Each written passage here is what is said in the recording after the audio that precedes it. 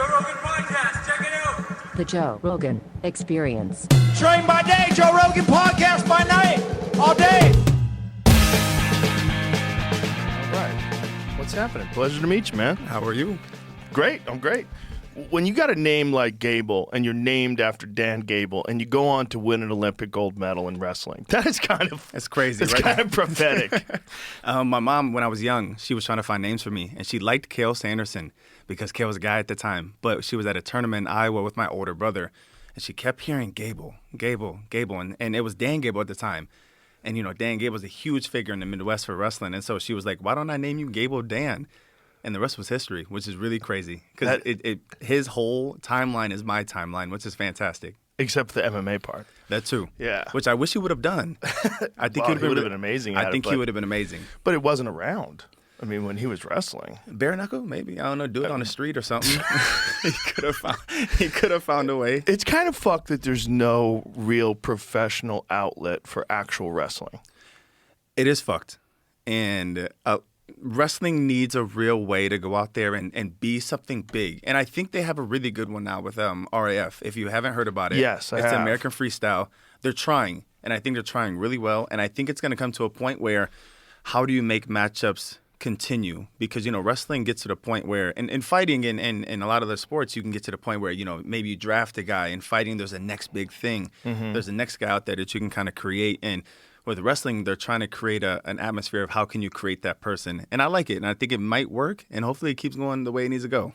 It would be interesting if it would. The problem is MMA is so huge now, and people kind of associate wrestling with either MMA or pro wrestling now. Mm-hmm. Like those are the two things that they think of. And I think it's one of those things like soccer, where soccer should be huge in America. It's huge all over the world. Right. It's a very exciting sport, but nope. You know what's crazy? How popular soccer players are. And I feel like in America we have so many sports that like we can't hit that market for soccer. And I think that might be the biggest case why. Because if you go overseas, Ronaldo's paid $500 million, and if he scores a goal, he gets $1 million a goal or something. So he's out here doing bicycle kicks. But it's like we have so many professional sports that LeBron James is our biggest athlete. But even then, I think it's to the point where some people see LeBron and, you know, it's not like the crazy wow factors. If you saw a soccer player in Italy or Spain, it'll be like, man, it's him. Right. Well, they have less sports though, right? You know, I think so. Italy, I think Italy got like basketball, soccer. Well, they're not really known for basketball though. Soccer's big, boxing. There's a lot of boxers come out of Italy, but other than that, Rome. Yeah, they got a couple fighters. But other than that, I think we're kind of at a halt with creating that big guy for America. Well, it's just strange to me because wrestling itself is such an exciting sport. It really is very exciting to watch, and everybody understands it. It's not complicated. You know? I really think everyone understands it to a certain extent. Mm-hmm. I think, but they can learn the points and all the other stuff. Have you ever wrestled? Yeah, wrestled in high school. How'd you just do? 1 year. I was doing Taekwondo at the same year? time because I was doing Taekwondo and I couldn't do both of them at the same time. Mm. And I was pretty good at Taekwondo. You know what's crazy? I think since you've done Taekwondo, maybe I should try. You are such an athlete. You'd probably be awesome at it. I might be able to pull it off. I don't know if I can get to your level. Well, you would figure it out, man. You'd figure it out. Are you flexible? It depends how and what are we doing? Well, you would get flexible. The thing is, like a guy like you'd figure out how to get flexible. Mm-hmm. The flexibility thing drives me nuts because like, I've tried to show stuff to guys before, MMA fighters, and they're like, "Oh, I'm not flexible." I'm like, "What does that mean? What does that mean? This is not like you're not tall. Okay. Like you can get flexible. Okay. Like you just stretch. Okay, we can rewind now and I could say I am flexible. I am flexible. Well, you certainly could get flexible. Like you can. Anyone can get flexible. But it's not, can you get flexible? Do you want to get flexible? That's a good question. Do you want to do something? This is a good question. It's a lot of work to get flexible. And would it compromise anything? You know, some people say it compromises some stability. You know, like to have like completely over flexible hips and flexible joints that it could possibly compromise some stability that maybe. But I mean, Yoel Romero is pretty fucking flexible. And he's explosive. Crazy explosive. Super explosive. Bro, how about that match with Pat Downey? He went out there and made Pat Downey look like a beginner wrestler. And it's crazy because Pat Downey's really good. But really good. Yoel's 48. I know. 48 shooting blast doubles like he's back in '04 Olympics. It doesn't make any sense. He's a freak. doesn't. He's a real freak, man. And I mean, he's 48 allegedly. We don't even really know how old he is because he's from Cuba. How old do you know? think he is for real? Oh, I don't know, man. 35 at this point? He's obviously at least 48. But it's just crazy. But you know what the best part about it is? When guys get older and they kind of get a little bigger, they don't look good in a singlet. And this is crazy to say, but Yoel looks really solid in that singlet. Oh, bro, he looks solid everywhere, man. He's still got a six-pack. Still does. And, now he's doing dirty boxing and he's still fighting MMA. He's a freak. I mean, and we really didn't even get him in MMA until he was past his athletic prime. Yes. I mean, he really started fighting in the UFC. How old was he when he first fought in the UFC? I want to say he's like 35. I don't know that, but it seemed really late because when he was going through Olympics, he was sound in every position. And like you said, I mean, in a couple interviews back, if he would have started that early, just imagine. Oh, my God. Just imagine. Yeah. But that's the thing that you have, too, is athleticism. And the thing about MMA is the real freak athletes, they go to football, they go to basketball, they go where all the money is, and they go where all the traditional sports avenues are. And it's just there's not a lot of freak athletes that wind up making their way to MMA. And when they do, they really shine. And when I first started seeing you competing, first obviously in wrestling, and, if you can win a gold medal in the Olympics in wrestling, I mean, you have to have everything. You have to have everything. You have to be a freak athlete. You have to be unbelievably dedicated, disciplined. Nobody gets there easy. No. That is not, like, oh, he's just gifted. It doesn't exist. You gotta have everything, man. There's got to be a lot of tools. Yeah. A lot of tools. A lot of tools and a lot of fortitude. The thing about wrestling that I've always said is, like, not only is it the best base for MMA, because if a guy can dictate where the fight takes place, that is the most important aspect of fighting, and you can learn everything else.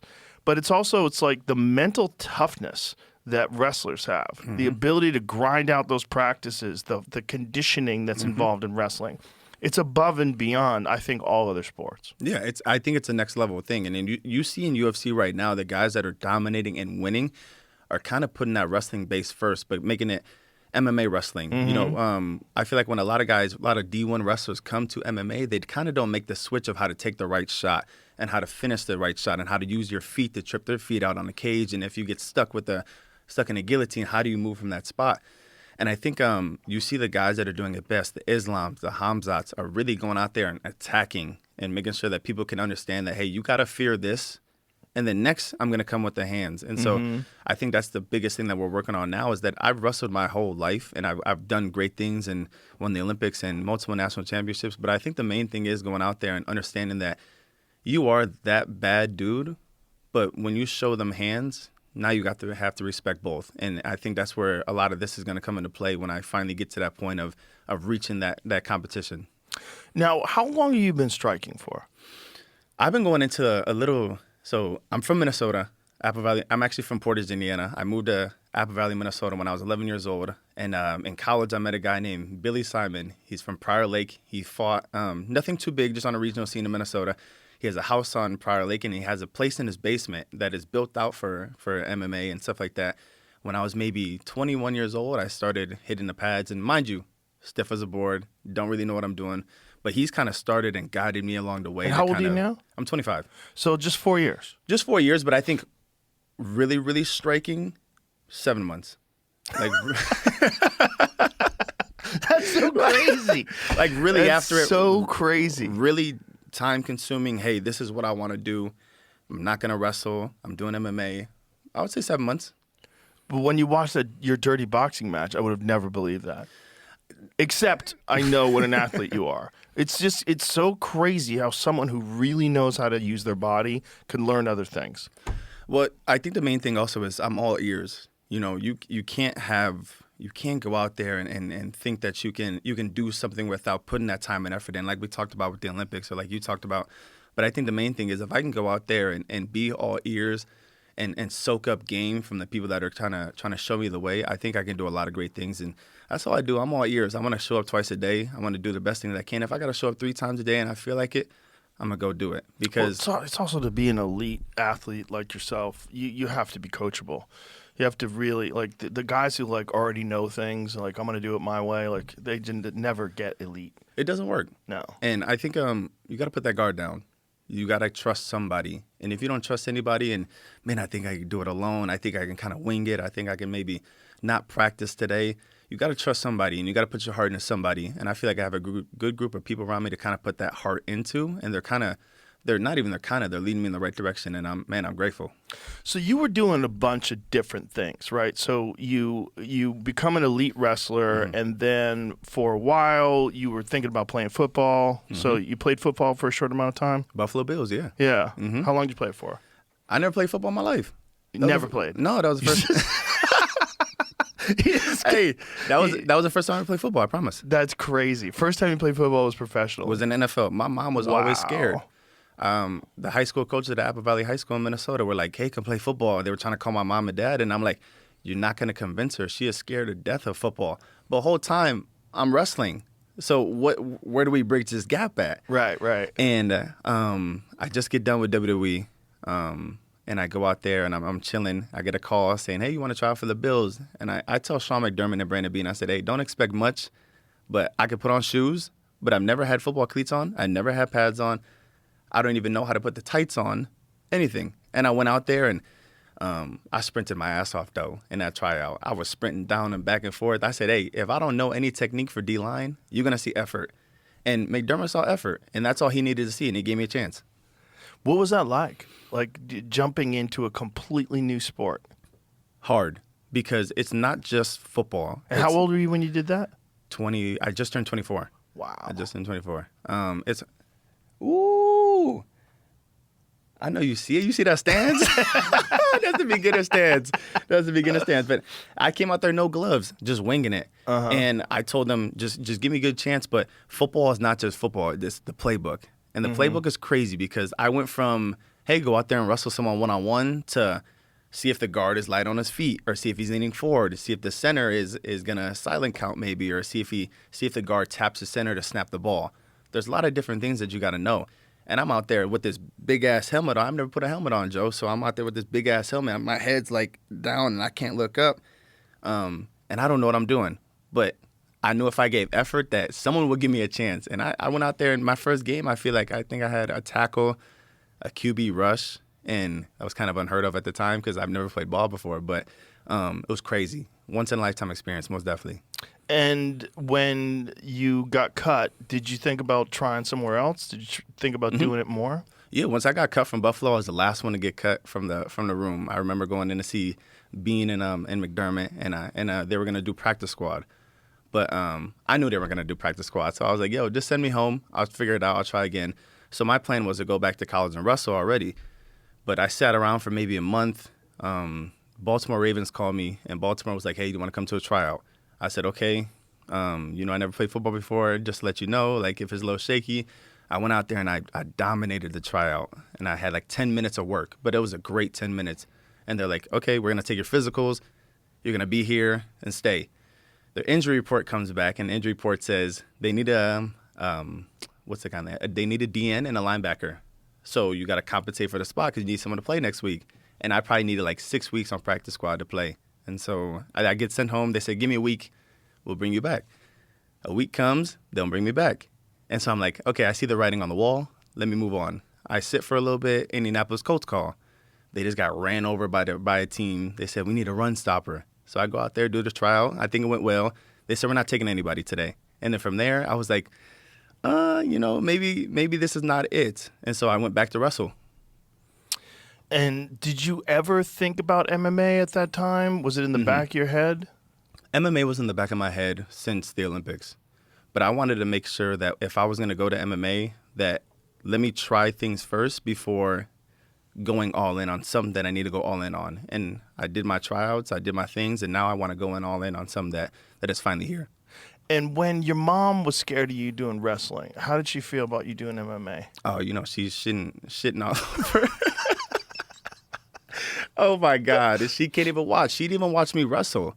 And so now I'm like, Mom, I got a dude about to punch me in the face. Maybe if he can get to me. Are you sure you want to come and watch? And she's like, yeah, I'll come watch. And she comes, has a good time and has her drinks. And When I step out, I'm like, where were you? Oh, I was in the back. So you didn't even see me fight?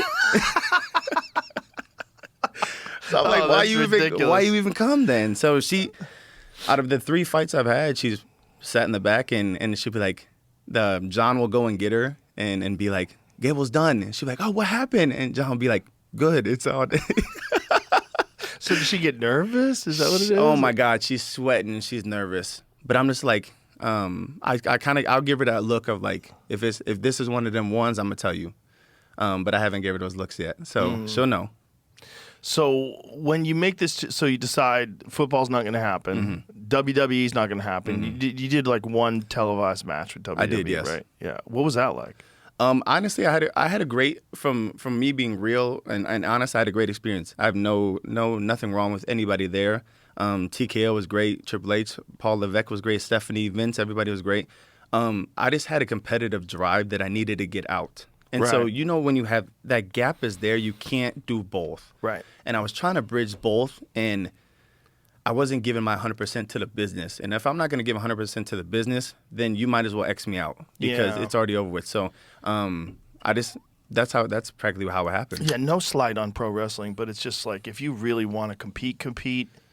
You got to get it all out. Yeah. And so I would love to go back in the future. I would love to do a sport and go out there and dominate. And then, hey, Maybe after the UFC heavyweight champ. for sure, maybe after a couple times. And so I Yeah. would love to go. And if it meant well, and I would do it again, most definitely, because I have no hard feelings to them. And that's how it goes. So when you make the decision that you're going to go into MMA, what is that like? Like what are the steps that you take? I got done with NCAAs, and I said I flew down to Miami. I met with John and a couple other people, and I said, hey, I want to fight. John had me in his camp. So we're talking about Jon Jones. And did you Yes. know Jon before this? I knew John because I knew John from Instagram. John liked wrestling, so I knew okay. John from IG. He sent me a DM. He sent me his number. And if you know John, he don't answer the phone worth anything, and it's crazy. But he sent me his number. He said, call me. So I called him, and this was before he got hurt for the first Stipe fight. He was like, I want you to come practice with us. I want a wrestling partner. I left him and played football. The next year comes. No, I'm sorry. I don't even know where I was at the time. But Skip, we go, and he's like, I want you to come back for the second camp. He's going through it. Me and John hit it off like that. Wow. We hit it off immediately. And so when you guys started training together in camp, is that when it really sunk in your head? When you're like, this is what I want to do? Yeah. He really, I needed somebody to kind of engrave it in me. With wrestling, I had my father. I had the University of Minnesota. I had a lot of good people around me kind of like say, hey, this is how we're going to do it. This is where you need to go, and this is how it's going to happen. And when I saw John, I saw that drive of like, damn, this guy's winning, and people get close, but they can't get past him. And why is that? So I really sat back and like watched his mental and like how he went about a lot of things, how he talked to people, how he greeted people, how he walked, how he punched, maybe how he looked when he was in the pocket, when he needed to get out, when he rested his hands. And I saw everything, and I was like, wow, like, man, this guy's a superstar, superstar. And we all know that. And people know that for a long time now. But I really saw him, and I was like, damn, I want to be that. And that's what flipped my switch right there. What an amazing opportunity. You haven't done any MMA, and you get to go in there and train with the GOAT. It's crazy. This one, man, it's hard to explain. I tell people ask me all the time, like, what was it like seeing John for the first time? Because I'm 25, so when John was like super peak, I was like 12, 13 years old, and Right. I'm looking at this guy beat Gustafsson, Reyes, and Thiago Santos and stuff like that. So it's different. You see a different side of people, and when I saw John, I was like, wow, like I've seen you for my whole life, and now I get to see you in person. Like, how cool is that? Okay, if your New Year's resolution was change everything and be a new person, good luck. So instead of pretending you're going to meal prep kale forever or do morning cold plunges, here's one actually realistic thing, AG1. AG1 is a daily health drink that supports your energy, gut health, immune health, and helps fill common nutrient gaps. Just one scoop in cold water each morning and you're off. It's got over 75 vitamins, minerals, probiotics, and whole food ingredients in there. So instead of guessing whether you need a probiotic or a prebiotic or sorting through 10 different bottles of pills and powders, you can just do one scoop and get on with your day. It's great because it feels like the grown-up move, but for once, it's actually really easy. It takes like 30 seconds, and you'll notice the steadiness that sets you up for the day. Not wired, not crashing, just functional human being energy. I partnered with AG1 for years, and if you want to give it a try, head to drinkag1.com/Joe Rogan, and for a limited time, you'll get a free AG1 duffel bag and free AG1 welcome kit with your first AG1 subscription order. Only while supplies last. That's drinkag1.com/Joe Rogan or visit the link in the description to get started. And for people that don't even know, the close fights that Jon had, they were really only close because Jon wasn't training. That's really all it is. That's true. 100%. That's Jon true. was partying, and he was what I would call playing with his food. You know, like Yeah. he didn't like the Gustafson fight is a perfect example. Didn't train at all for the Gustafson fight. I mean, I talked to Greg Jackson, and he was like, I swear to God, he barely showed up. I'm like, that is so crazy. And then he gutted it out in the last rounds. That's what's crazy. It's a close decision, but he wins the fight by gutting it out in the final rounds when he's done relatively no strength and conditioning. Nothing. So crazy. It's fantastic to see. Then really gets motivated for the second fight was Gustafson And blows just him out. smokes him. Blows him out. Which is what you expect. When Jon is in prime form, he's the greatest of all time. Most And definitely. For you to be able to be a young guy who's thinking about MMA and train with the greatest of all time, two division world champion, it's crazy. Amazing you don't- opportunity. And it's amazing because you don't see the guy that's you see the best of the best right away. Whoop, we're back. So anyway, where were we? Jon Jones. Yeah. So you're saying you're talking about like what it's like to first start training with them. Mm-hmm. So you had no MMA training really before that at all. You had just been doing a little Nothing. bit of striking with this guy. Joe, I kid you not, I didn't even know really how to defend punches. That's crazy. I didn't know how to defend punches, and you probably saw the video of him throwing the knee at me because I'm so hard-headed. I'm like, let me shoot on Jon, but the whole time I forgot he's a national championship wrestler. Right. So I didn't even know how to defend a punch. I didn't know how to defend a kick. I didn't know how to do anything. But I went in there and I said, hey, if you need somebody, it's got to be me. And that's how hungry I was, and I feel like that's how kids should be nowadays about getting that opportunity. Man, just be hungry because someone's going to respect you. Yeah, for sure. But I mean, not a whole lot of people get that opportunity. That's a crazy opportunity. It's also like Jon is an elite wrestler as well. And so like learning how to incorporate elite wrestling into all the other aspects of MMA and to be able to go right into camp with Jon is just, this is amazing. Incredible opportunity. It's super incredible. I'm grateful for it every day. And especially he's still here in my corner to this day. We talked this morning. He's still giving me all the pointers, all the advice, even when we're not even fighting. Just telling me how I should say things, what I should say, how I need to go about life, how I need to go about business and meeting people and greeting people. So it's a true opportunity. That's awesome. That's really awesome. So when you were in camp with him, you're going through the camp. Were you planning on MMA then, or like how does it work? Like what were you thinking? Were you just like the moment you started training with him? Is that when it really started the fire in you? Yes, I had a little bit of burn for it, but Like in the back of your mind? yes, but a little burn. You got to have the heart. You got to have the heart. So what was the stamp on it was I went to Madison Square Garden with him, and Jon was just doing Jon things, just being a superstar. Everybody knew who he was, and I was like, man, I got Olympic gold medal. Like maybe I should be getting some too. Like like Jon showed me the way a little bit, so I'm trying to have him show me the way. And he's bringing me to every place, meeting every person, showing me the opportunities that he has. And he looks at me and he was like, you can have this too. And that was kind of the cherry on the top. But we can put another cherry on the top and do a double one when he won the fight. And then I'm holding the belt with him. And I see this guy face to face. And, he's just the most popular man on earth for that day. And it's kind of like, wow, like you don't really get to see the backstage moments. You get to see the guy go out there on TV and fight. But I got to see the backstage of everyone taking the pictures with him, the superstars. I'm walking out the Knicks game and I see Queen Latifah and I'm like, damn, that's Queen Latifah. And I'm taking a selfie with Queen Latifah. I'm like, yo, can I send this to my mom? And she's like, yeah, go ahead. And I see Fat Joe talking to him and everybody. And I'm like, wow, like this is what it is to be like a real fighting star. Like, and fighting is one-on-one and people want to watch someone fight. But I think in other sports, like we talked about earlier, there's a full team with helmets on, with jerseys on. But in fighting, people want to meet that badass dude, and they want to meet the champ, and that's what I want to be. Yeah.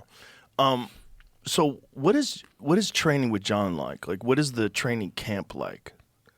Like when, you obviously haven't gone into training camp with any other elite fighters, but one of the more interesting that separates Jon from everybody else is like Jon doesn't take no short notice fights. Jon game plans for everybody.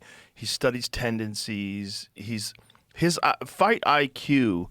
I mean, it's obviously he has everything. He obviously has all the skills. Obviously has all the drive and everything else, but the fight IQ is the big one. That's the big one, because if you don't have a good driver, who gives a fuck how fast your car is? True.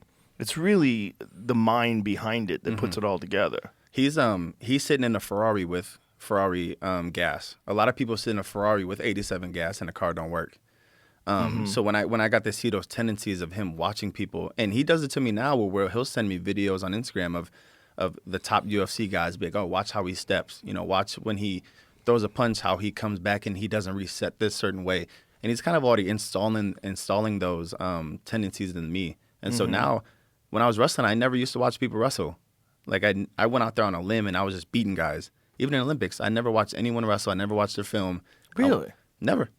I told coaches, don't show me one video because I don't want to focus on that one thing he did.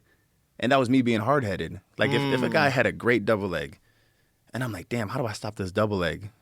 And I'm worried about stopping a double leg instead of doing my offense. And so I never watched anybody. I went to the Olympics and I said, show me the guys I'm wrestling, and I said, let's do it.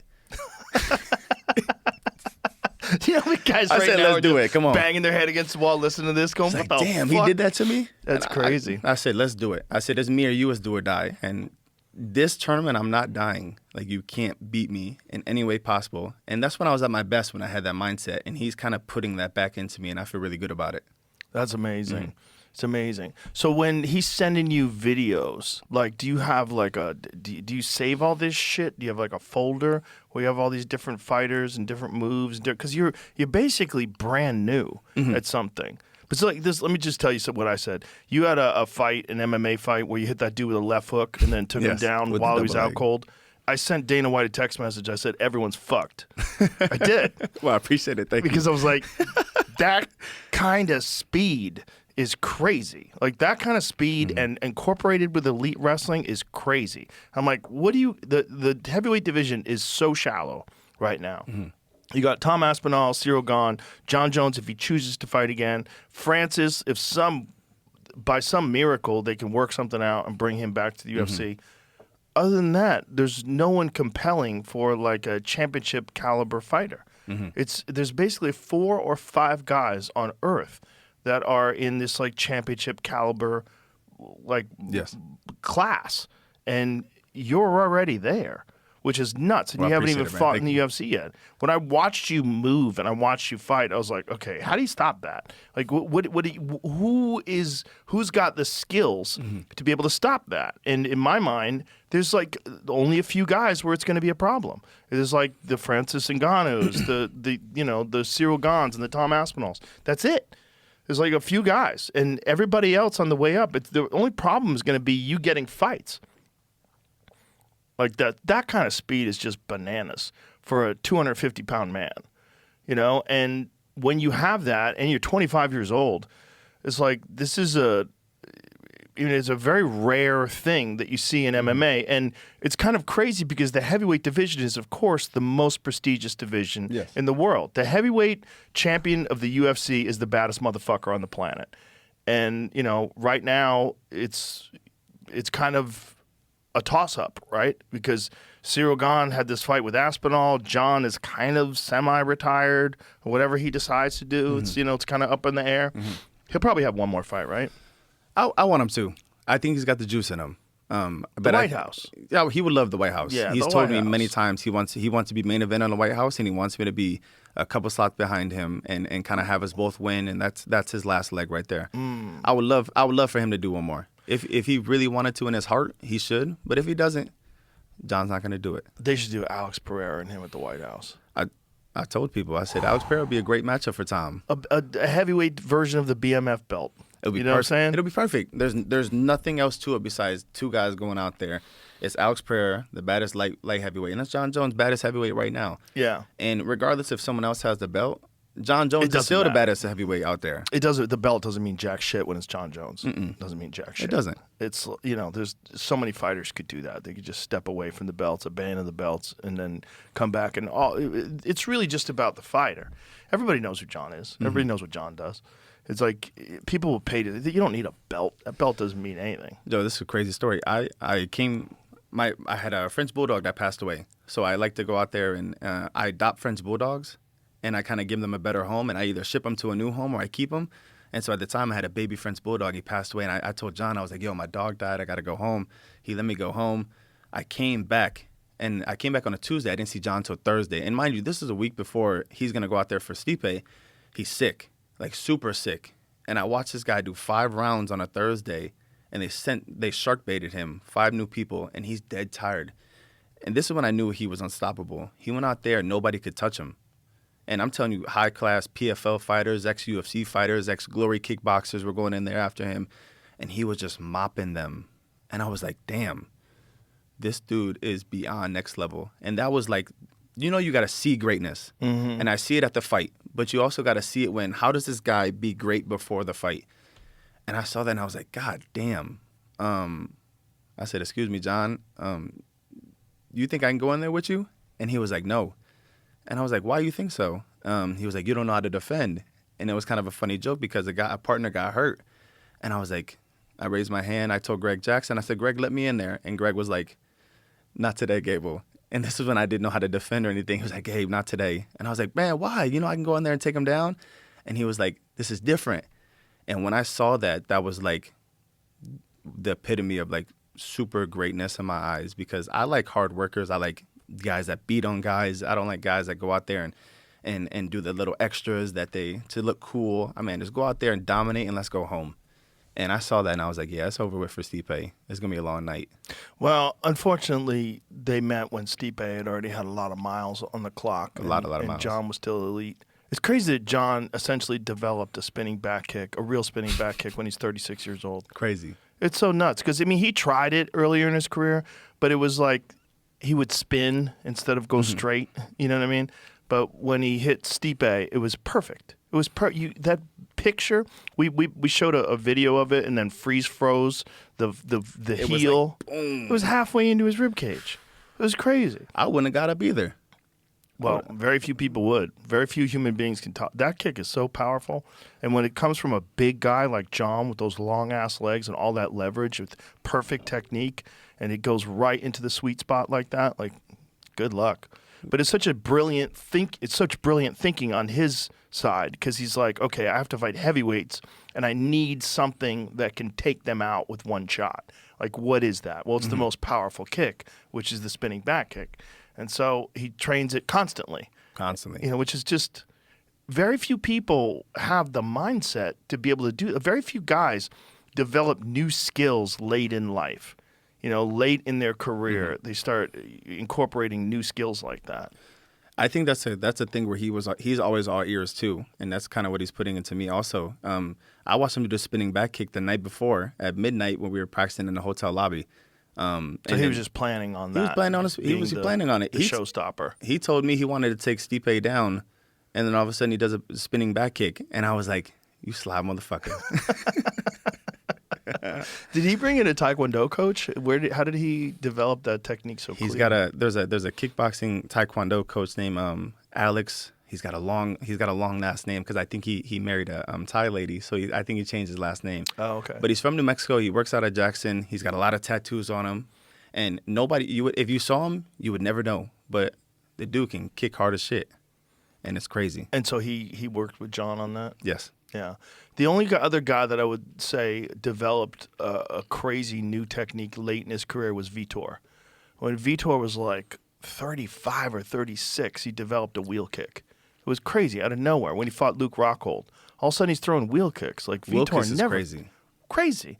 Vitor never threw wheel kicks. Crazy, but I think it's honestly got to be cool because you sit right next to the cage, so it's got to be cool to like see people grow up through their career, and then all of a sudden at the end you see like A guy does a spinning wheel kick or a guy does a spinning back kick, and you're like, damn, like where'd that come from?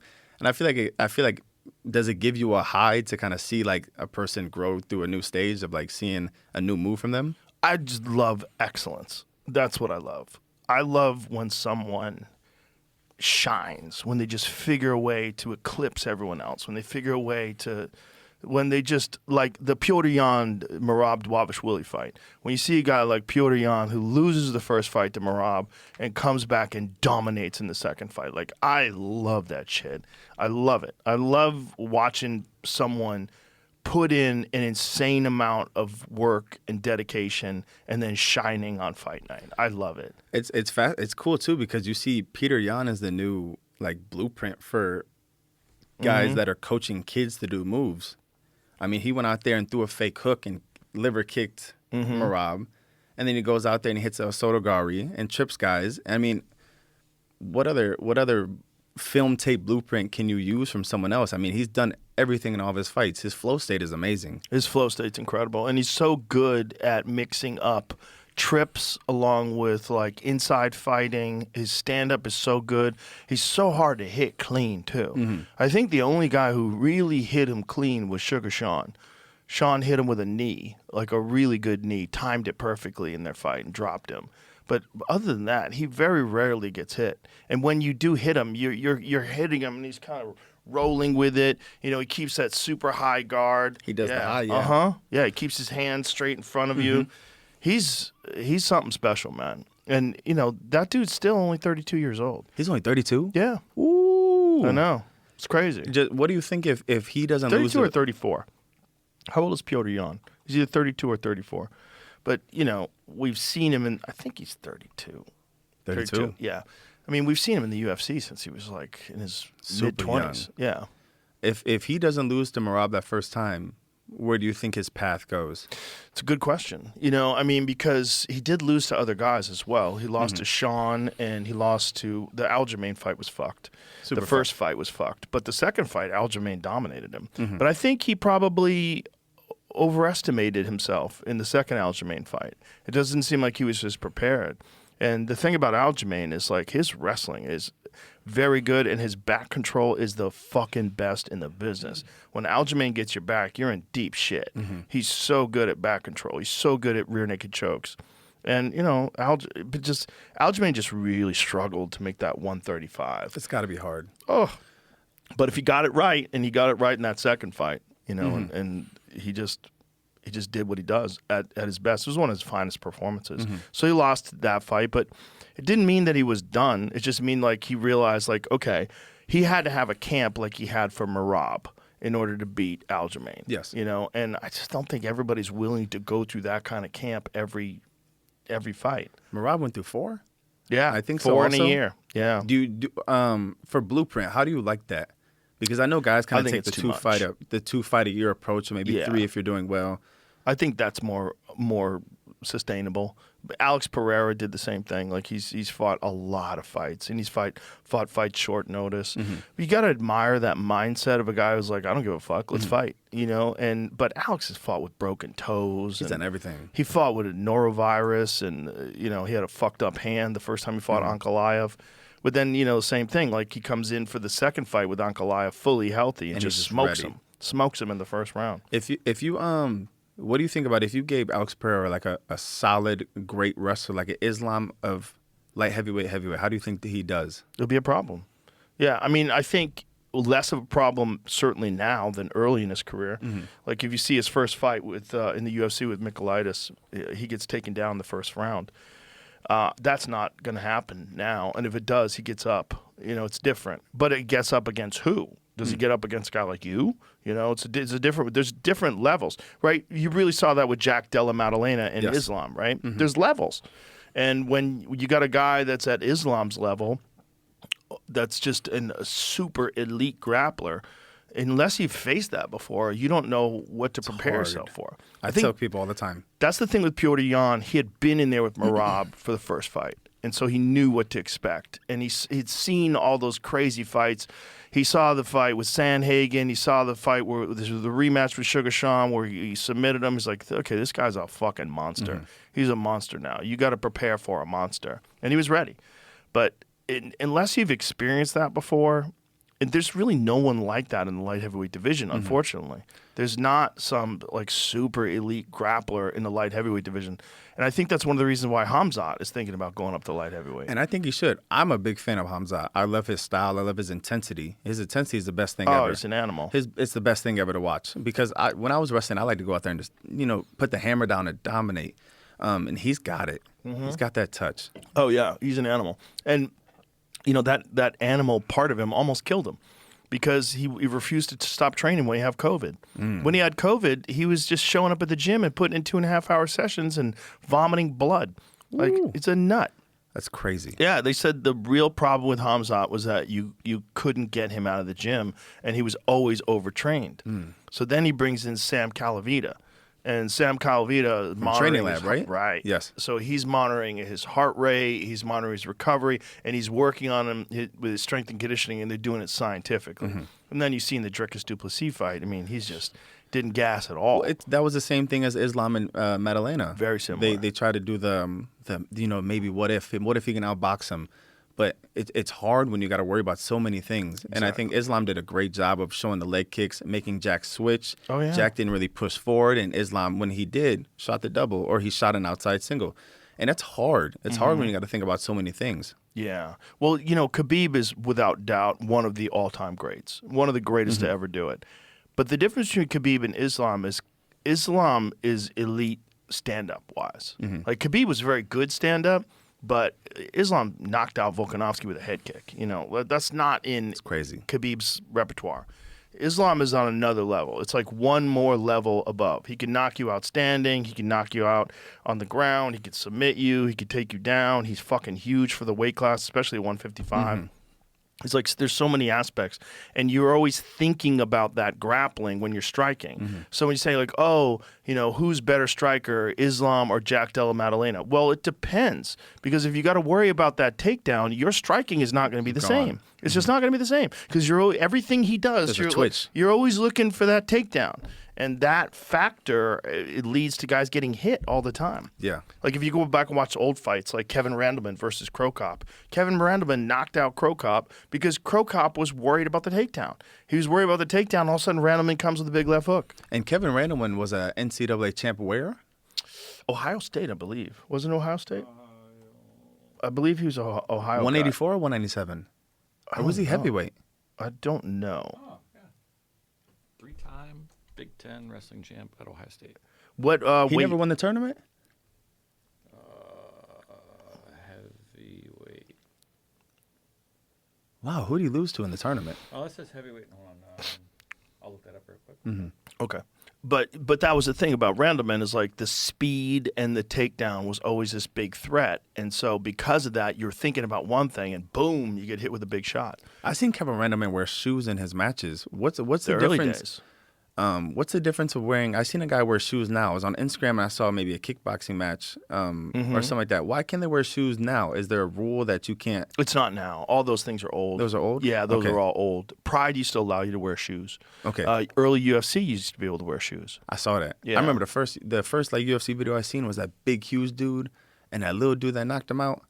Was he the big black dude? Which guy? It was like an old video. Super old. That's not descriptive enough. Okay, I'm sorry. Give me a second. Big, huge dude, what little am I- black dude. Bob Sapp, maybe? No, that wasn't UFC. Who was the big video? And then the white dude came out there and he was just whooping him, and then the big dude tried to grab him. I might be tripping, but I saw the video. Well, I don't think you're tripping. I mean, there's been so many fights. It's so hard to like figure out what fight you're talking about. But there's an advantage to wrestling shoes for sure, without a doubt. I mean, the grip on the ground. I mean, how many times have you seen guys? Yeah, this one. Oh, Keith Hackney. Yeah. And Keith Hackney had like a very strange style. It was like, I think he was a Kempo guy. And he hit him with like a bitch slap. You know what I'm saying? Like, you ever see how he knocked him down? Like, look at the difference in the size. Emmanuel Yarborough, who was a sumo wrestler. But Emmanuel was probably like, look at that. See? Oh. He overhand bitch slapped him. This is crazy. He You think basically he- stepped in and palm striked him to the head. You think he looks if he's still alive? You think he looks back at this video and be like, "Damn, I got slapped." Probably. Damn. I mean, Emmanuel fought a bunch of different things. He fought, I think he fought in Pride as well. If I'm Oh. oh, they forgot to lock the cage. He got flew out the cage.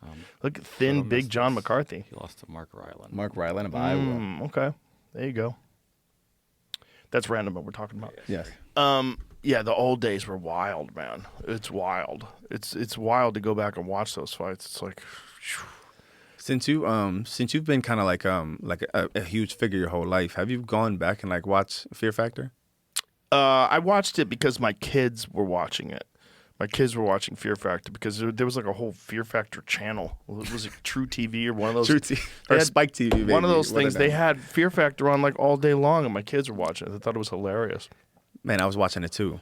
I'm just gonna tell you right now. And all the shit they was doing, hell nah. Yeah, a lot of it is in your head. Like a lot of the stuff that they had to eat, it's not that bad. Some of it was fucking disgusting. Were you trying some while they were trying? I ate a bunch of things. What was the worst thing? None of the things I ate were that bad. You know, like I ate a Madagascar hissing cockroach. It's like a cockroach the size of like this lighter. Damn. Yeah. Yeah. That wasn't bad. What? It was just It crunchy, doesn't huh? have much. Yeah, it doesn't have much flavor to it. Yeah. What was It's the- more in your head than anything? I'm sure. What was being on that show? What was the worst thing you saw? Like someone tense up about? The worst thing was what they had to eat. You know, and watching people throw up. Like people, I watch people throw up every day. You know how like the smell of throw up makes you want to throw up? Mm-hmm. That went away after a while. It was that bad? Yeah. I saw people throw up every week. Every week I was watching 4 or 5 people throw up. This is like You were totally just- normal to be it was around. like a candle for you. Because they were throwing up in front of me, and I was telling them that they could keep going. I'm like, don't worry, you can keep going. You can keep going. Don't put that out of your head. This is a task. just you want to win? Okay, you can do this. Mm-hmm. I can help you. I can talk you through this, but you just gotta you are in control of your body. Force yourself to eat it. Chew it, swallow it, get it down. Let's go. But that was the worst. Is the eating shit.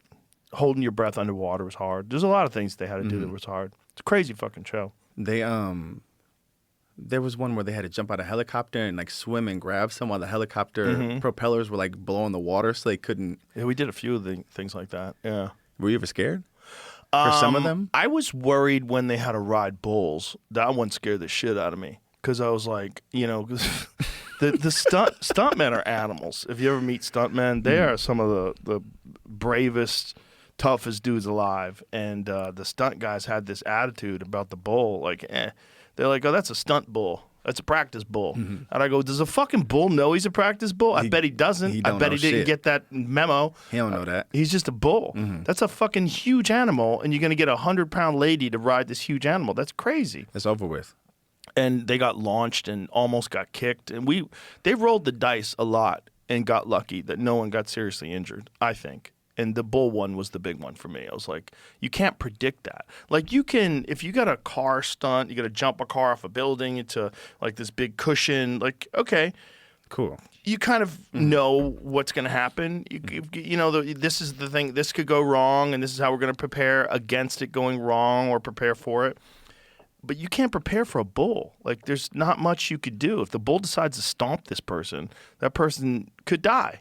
Like that's a real possibility, especially people that have no business riding bulls. Yeah. Bull riding's hard for bull riders. Bull riding's tough. It's And they got a crazy. good 7 seconds on that bull if they're great. If they're great. If they're great. And when you're watching it, you're like, oh, my God. You watch the bull kicking and jumping up in the air. Crazy. I know their lower back kills after that. Oh, we had one guy on Fear Factor who was a professional bull rider, and his shoulder was so destroyed. He took his shirt off to show me. He has scars all around his shoulder. He's like, my shoulder pops out all the time. It just will pop out of socket. He'd go reach for something, his shoulder would pop out of socket. It was just destroyed. It was hanging on by a thread.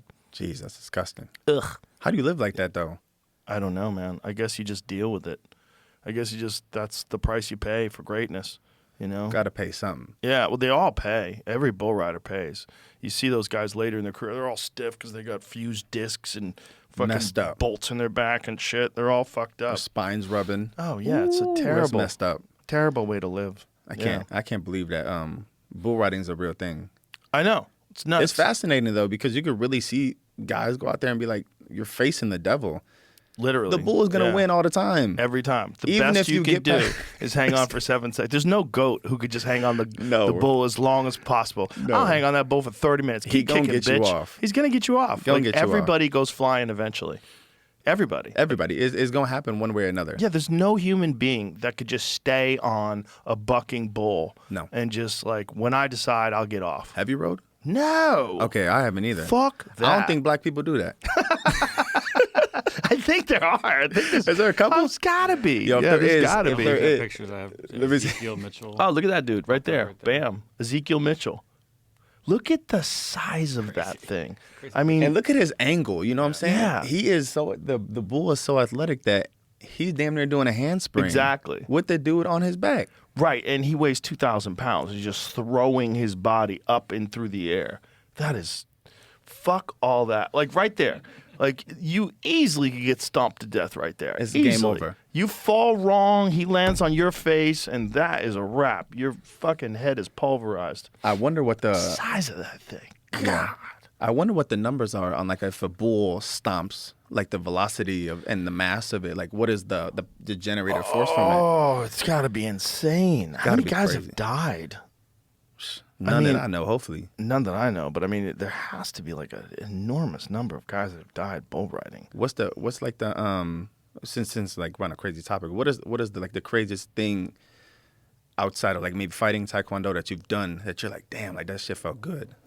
I never did anything other than I had 3 kickboxing fights, but other than fighting, that was the scariest shit that I ever did. Yeah, I mean, I've never done it. I'm not like I don't You're not junkie for parachute. it? No. Okay. I'm not a bungee jumper. I mean, I've done bungee jumping on vacation. I did zip lining. I was like, what am I doing? This is stupid. I don't like doing stuff like that. I don't like dumb risks. No, I'm big, so I went on a zip lining one time. You know, you got to jump off the thing. Right. You got to jump off the platform. I thought I was going to... Joe, I'm kidding you not. That might have been my last day on Earth if that line didn't hold me. Right, because what do you weigh, about 250? Like 255, Yeah. and it bounces, and you're like, ooh. I was in Thailand, and I went to do this thing. It was a bungee cord thing, and they said I couldn't do it because I was only 200 pounds.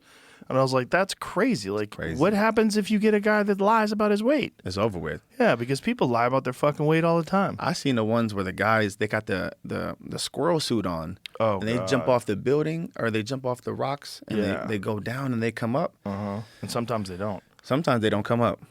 My friend Andy did that jumping out of a fucking plane. He made it? Oh yeah, Okay, he held the world record at one point in time for the longest squirrel suit flight. What is it called? What do they call those things? Wingsuit. Wingsuit? He held the record for it. It's ridiculous. But Andy's nuts. He's a Navy SEAL. 18 miles. 18 miles. One flight. What do you think he's thinking at like mile 9? Maybe I drop? He's a psycho. I don't know. 18 miles is crazy. Yeah, that's crazy. I would never do nothing like that ever.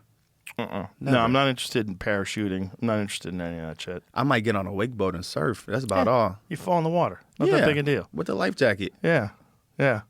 That sounds reasonable. That That's sounds a very reasonable thrill. Falling out, hey, falling out the sky is crazy. Fall out of the sky is crazy, but at least falling out the sky, you have equipment, you check the equipment, you make sure you double check, you've done it before, it's done, you know when to do it.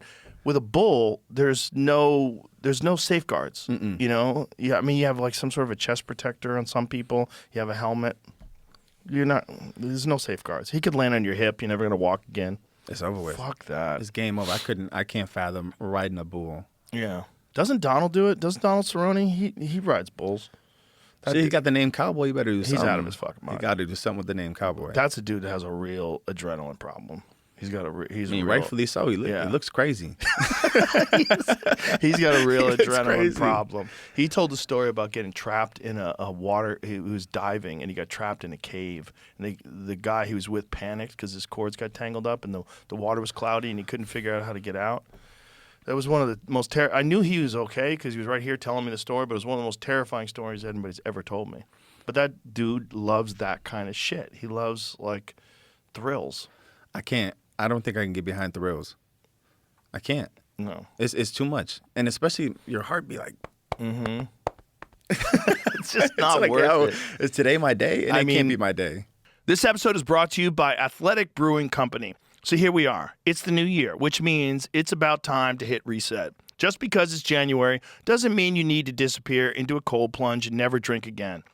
Just rotate in some Athletic non-alcoholic beer.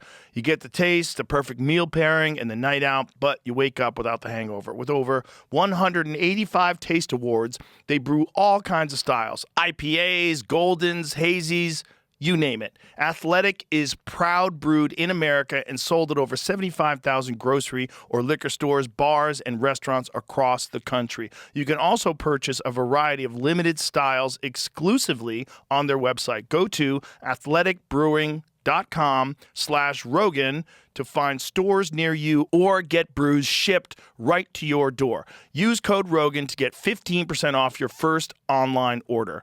Near beer, terms and conditions and certain limitations apply. Athletic Brewing Company, fit for all times. Was fighting for the first time, was that, what was the difference in the way it felt the first time you fought versus wrestling? When I wrestle, I'm not really nervous. I'm more anxious to like perform and put on a good show. When I went out there for my first fight, my heart was beating on my chest because that pin drops and it's like, it's me or you. And I always had the mentality of like, it's me or you, it's do or die. Today's not my day, you got to go. But that first time, you're like, I kid you not, my heart was like jumping. And Jon had to like look at me in the eyes and be like, yo, you're good. Rely on what you know. We've been here before. You've done this before. There's 2,000 people here. You've wrestled in front of 20. Just think about it like that. And when I thought about it like that, my heart rate calmed down. You know, you kind of get like shaky a little bit. You kind of feel like your legs are not there. And that was kind of my first time fighting. After that, at Dirty Boxing, I wanted to kill that dude. Which is really crazy because you couldn't even rely really on your wrestling in that. Which is what I wanted. Right. I wanted to go out there and show you that I can throw punches without having to look down at that leg. And that's exactly what we did. Was that a calculated decision to try to do that as well as just like to just have a pure striking fight? Mm-hmm. Just so you could show that you could do it and then in your own mind not have your main skill set to rely on? Yes, I really wanted to handicap myself because I wanted to show the people and I kind of, hopefully I did show them a great show. And you definitely did. I want to show the people, I want to show the people at home that are a casual viewer who doesn't know Gable. Like, hey, can I turn on Dirty Boxing? And the mom and dad and kids are sitting there watching saying, hey, what is about Gable Steveson that's special? And he's a wrestler. So what can be special besides wrestling? And then I go out there and I get this knockout and I jump over the ring and I'm doing the Arthur Jones sack dance. The crazy thing was the way you leapt over the ring like it was nothing. That was banana. What does it feel like to not have? Oh, there it is. Boom. But this is the nuttiest part right here. The big jump. Like it was nothing. Like it was nothing. I mean, that is crazy athleticism. But it's what's wild about that is you look like a really good boxer, and you have only been boxing for a very small amount of time. I always had very good confidence in myself. I've always spoke about myself highly.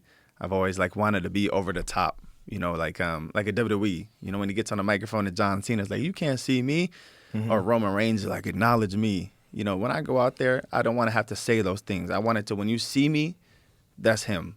And I've always tried to be the bigger than Gable person. But also, like, if we had like a routine convo, you can see like, man, he's a real human. You know, you can talk to him. He does real things. We put on shoes the same way. We put on pants the same way. And I feel like a lot of superstars don't really show people that side of them.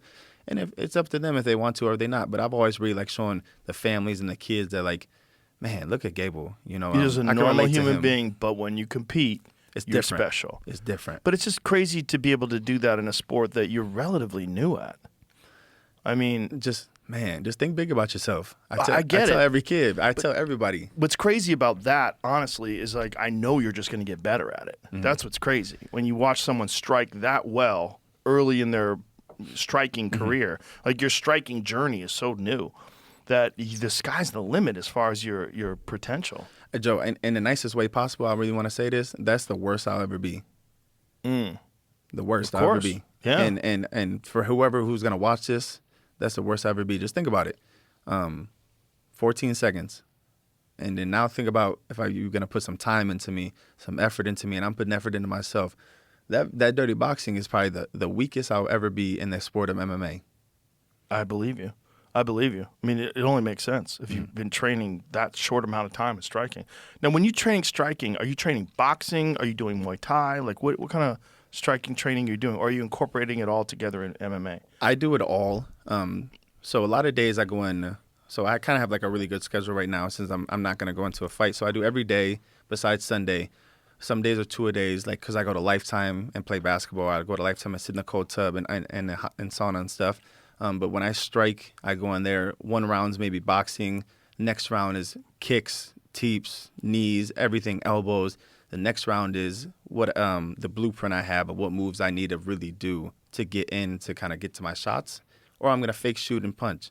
And then I probably go 10 rounds, 12 rounds of that, 5 minutes each. So you always incorporate all the MMA skills together in a workout? I try to. It's interesting when I was talking to Ilya Topuria, particularly when he's not training for a fight, he doesn't do that. He is very rare in that, like, when he goes and he works on his boxing, he'll just box. He just boxes. When he works on his jiu-jitsu, he just does jiu-jitsu. When he works on his wrestling, he just does wrestling. And then he puts them all together with MMA training. But he spends an exorbitant amount of time on each individual skill by itself to really, like, hone and tighten those things out, which is, it's an interesting choice.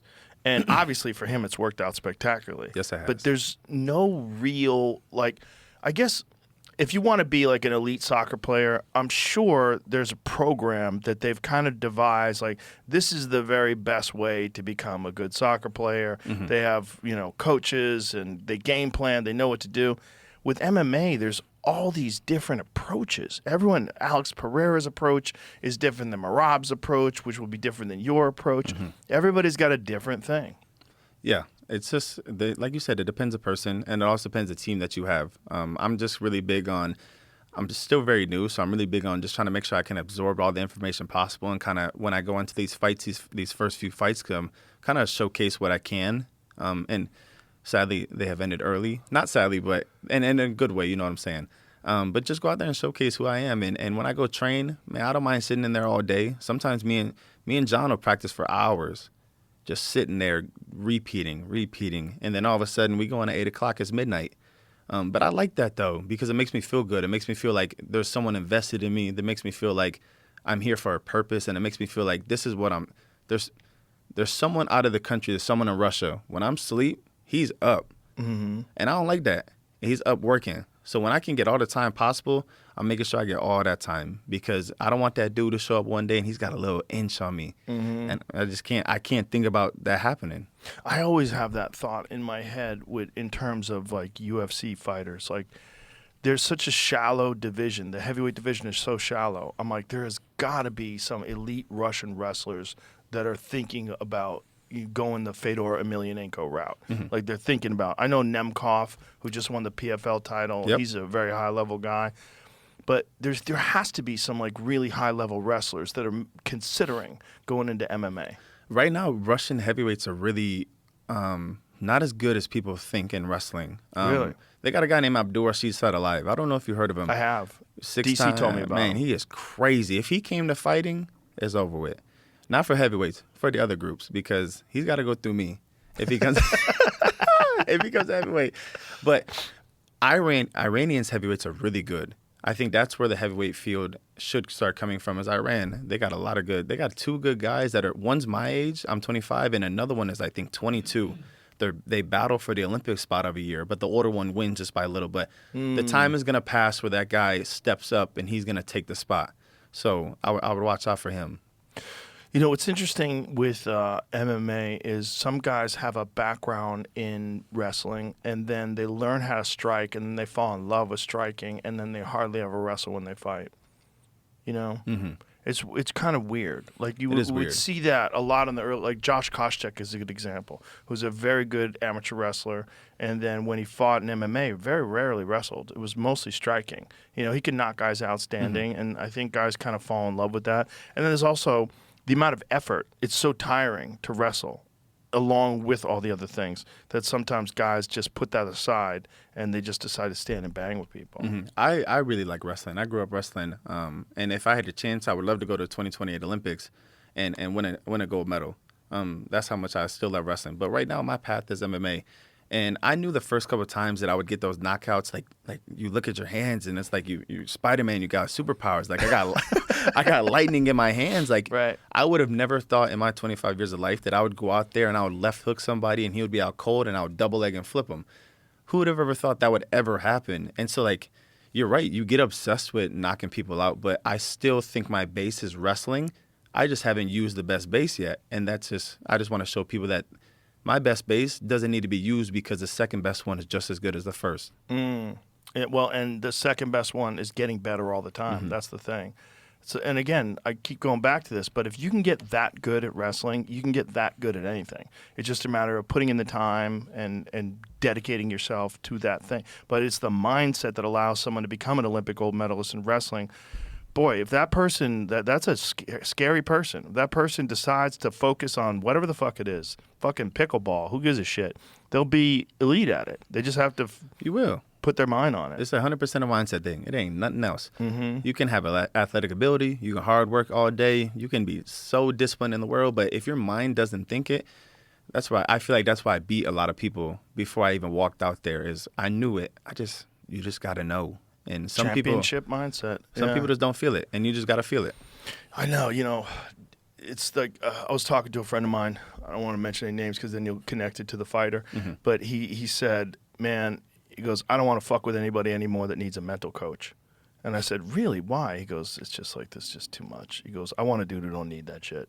You don't need it. It's interesting because some guys do, and some guys, that mental coach takes them over the top, and then they find a way to win where maybe they'd have mental hiccups in the past, but his mentality was, I want a guy who has no problems. Mm-hmm. Like if I'm going to coach a guy, I don't want a guy who's a head case. I want a guy who goes in there and already has this, I'm going to fucking dominate. And if I don't, I'm going to learn why I didn't dominate, and I'm going to come back and I'm going to get him next time.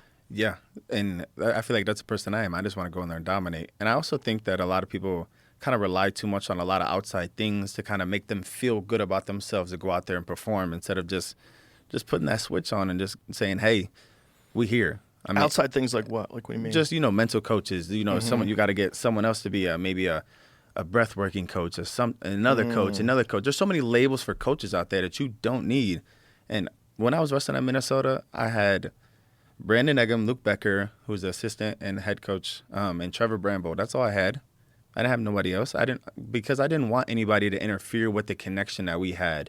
And I feel like when you get a great bond with somebody and then you bring in more people, the bonds get mixed up. People are paying attention to too many different things. Instead of practicing, maybe I got to work on my mind. Instead of working on my mind, maybe I got to go do something else. Maybe I got to take care of something else. So sort of like when you were talking about not watching video on your opponents because you're thinking about his double, how am I going to stop his double, instead of thinking about what am I going to do. Yeah, I would rather be productive for the team instead of productive for 8 different people and maybe 3 of them don't care about you as much. They're there just to get a little something from you.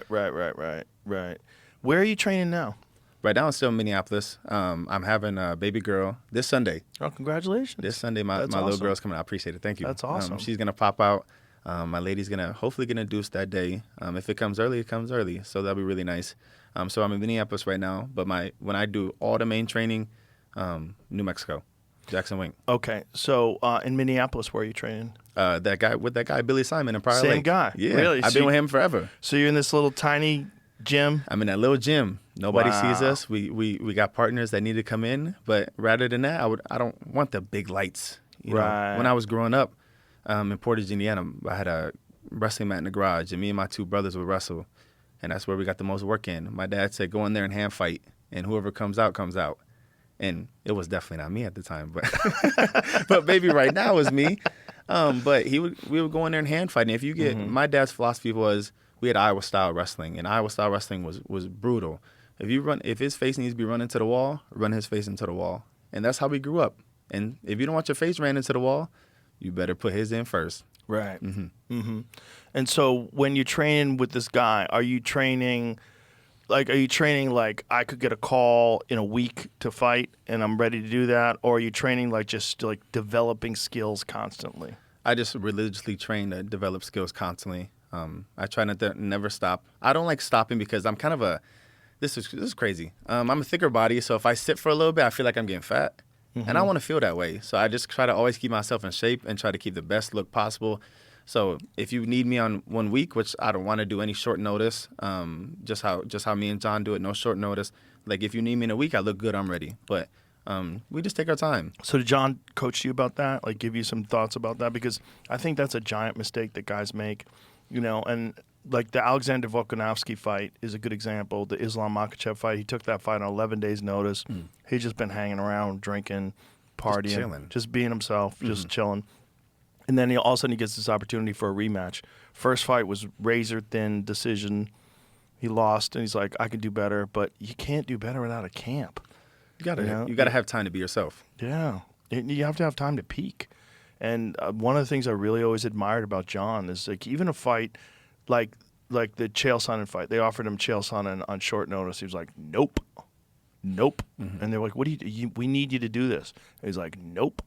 I'm a professional world champion. I prepare for my opponents, and I don't want to fight unless I'm prepared for my opponent, period. It's the smartest way. Look at him. He's the GOAT. He is. I mean, it's just so many guys, they get and I do appreciate that Alex does take those short notice fights, and he wins some of those short notice fights. But how many times he's fought injured, like really injured? Like the first Yuri Prochazka fight, he had a fucked up knee, man. And when he stopped Yuri, there's a moment when he's on top of Yuri and he's beating on him, and the referee stops it, and he goes to step up and he rolls off of him. The reason he rolled off him, he couldn't support himself on his knee. That's how fucked up his knee was, and he was in a world title fight. It's bad. Crazy. Well, I feel like this is the only sport where they would let that happen. Just because football, you sitting on IR. Yes. We don't have no IR. Right. It's either you do it or you say no. Right. And if you say no, they get upset at you. A lot of people get timid. Yeah. And I mean, once you get past that barrier of, I think right now, since I'm gonna have this daughter, I think my tone and mindset has changed to kind of really be more of a father figure for her, but also for like if kids want to look at me and be like, wow, Gable's normal also. But I think just you got to say no to a lot of people. You got to be generous in a lot of ways, but you also got to be able to go out there and say, I don't like this. I don't feel this way about this, and this is why. And be cool on both sides. But some people get scared about that moment. Are you doing what kind of strength and conditioning are you doing? So I still lift with the college team. So everything they do with wrestling, the college wrestling team, yes, yeah. Everything they do at the University of Minnesota, I still do. I still got the same strength coach with them. Bike sprints, aerodyne sprints, watt bike, Versa climbers, everything. We try to mix it in all, rowers, everything, just to stay active. And if it's not where we're getting close to a fight, just take longer breaks in between just to keep the heart rate up. But I don't like when my heart rate takes a break. I like to kind of keep it consistent. So when I ramp up, it's already ready to rock and roll. You already have a very high baseline. Yeah.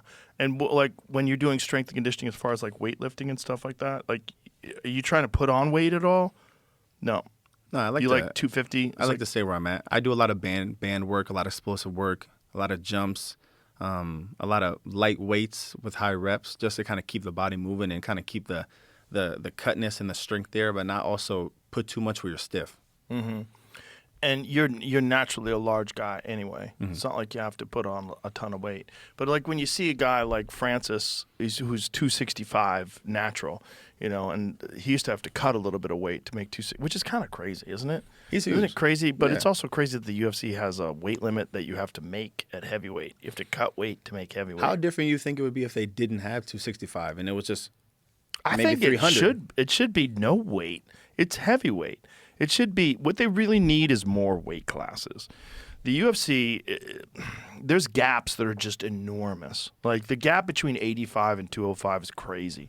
20-pound weight gap in between categories that doesn't make any sense to me. 10 pounds. 10 pounds is still a lot, but at least it's reasonable. How many weight classes boxing have? Like 30? A shitload.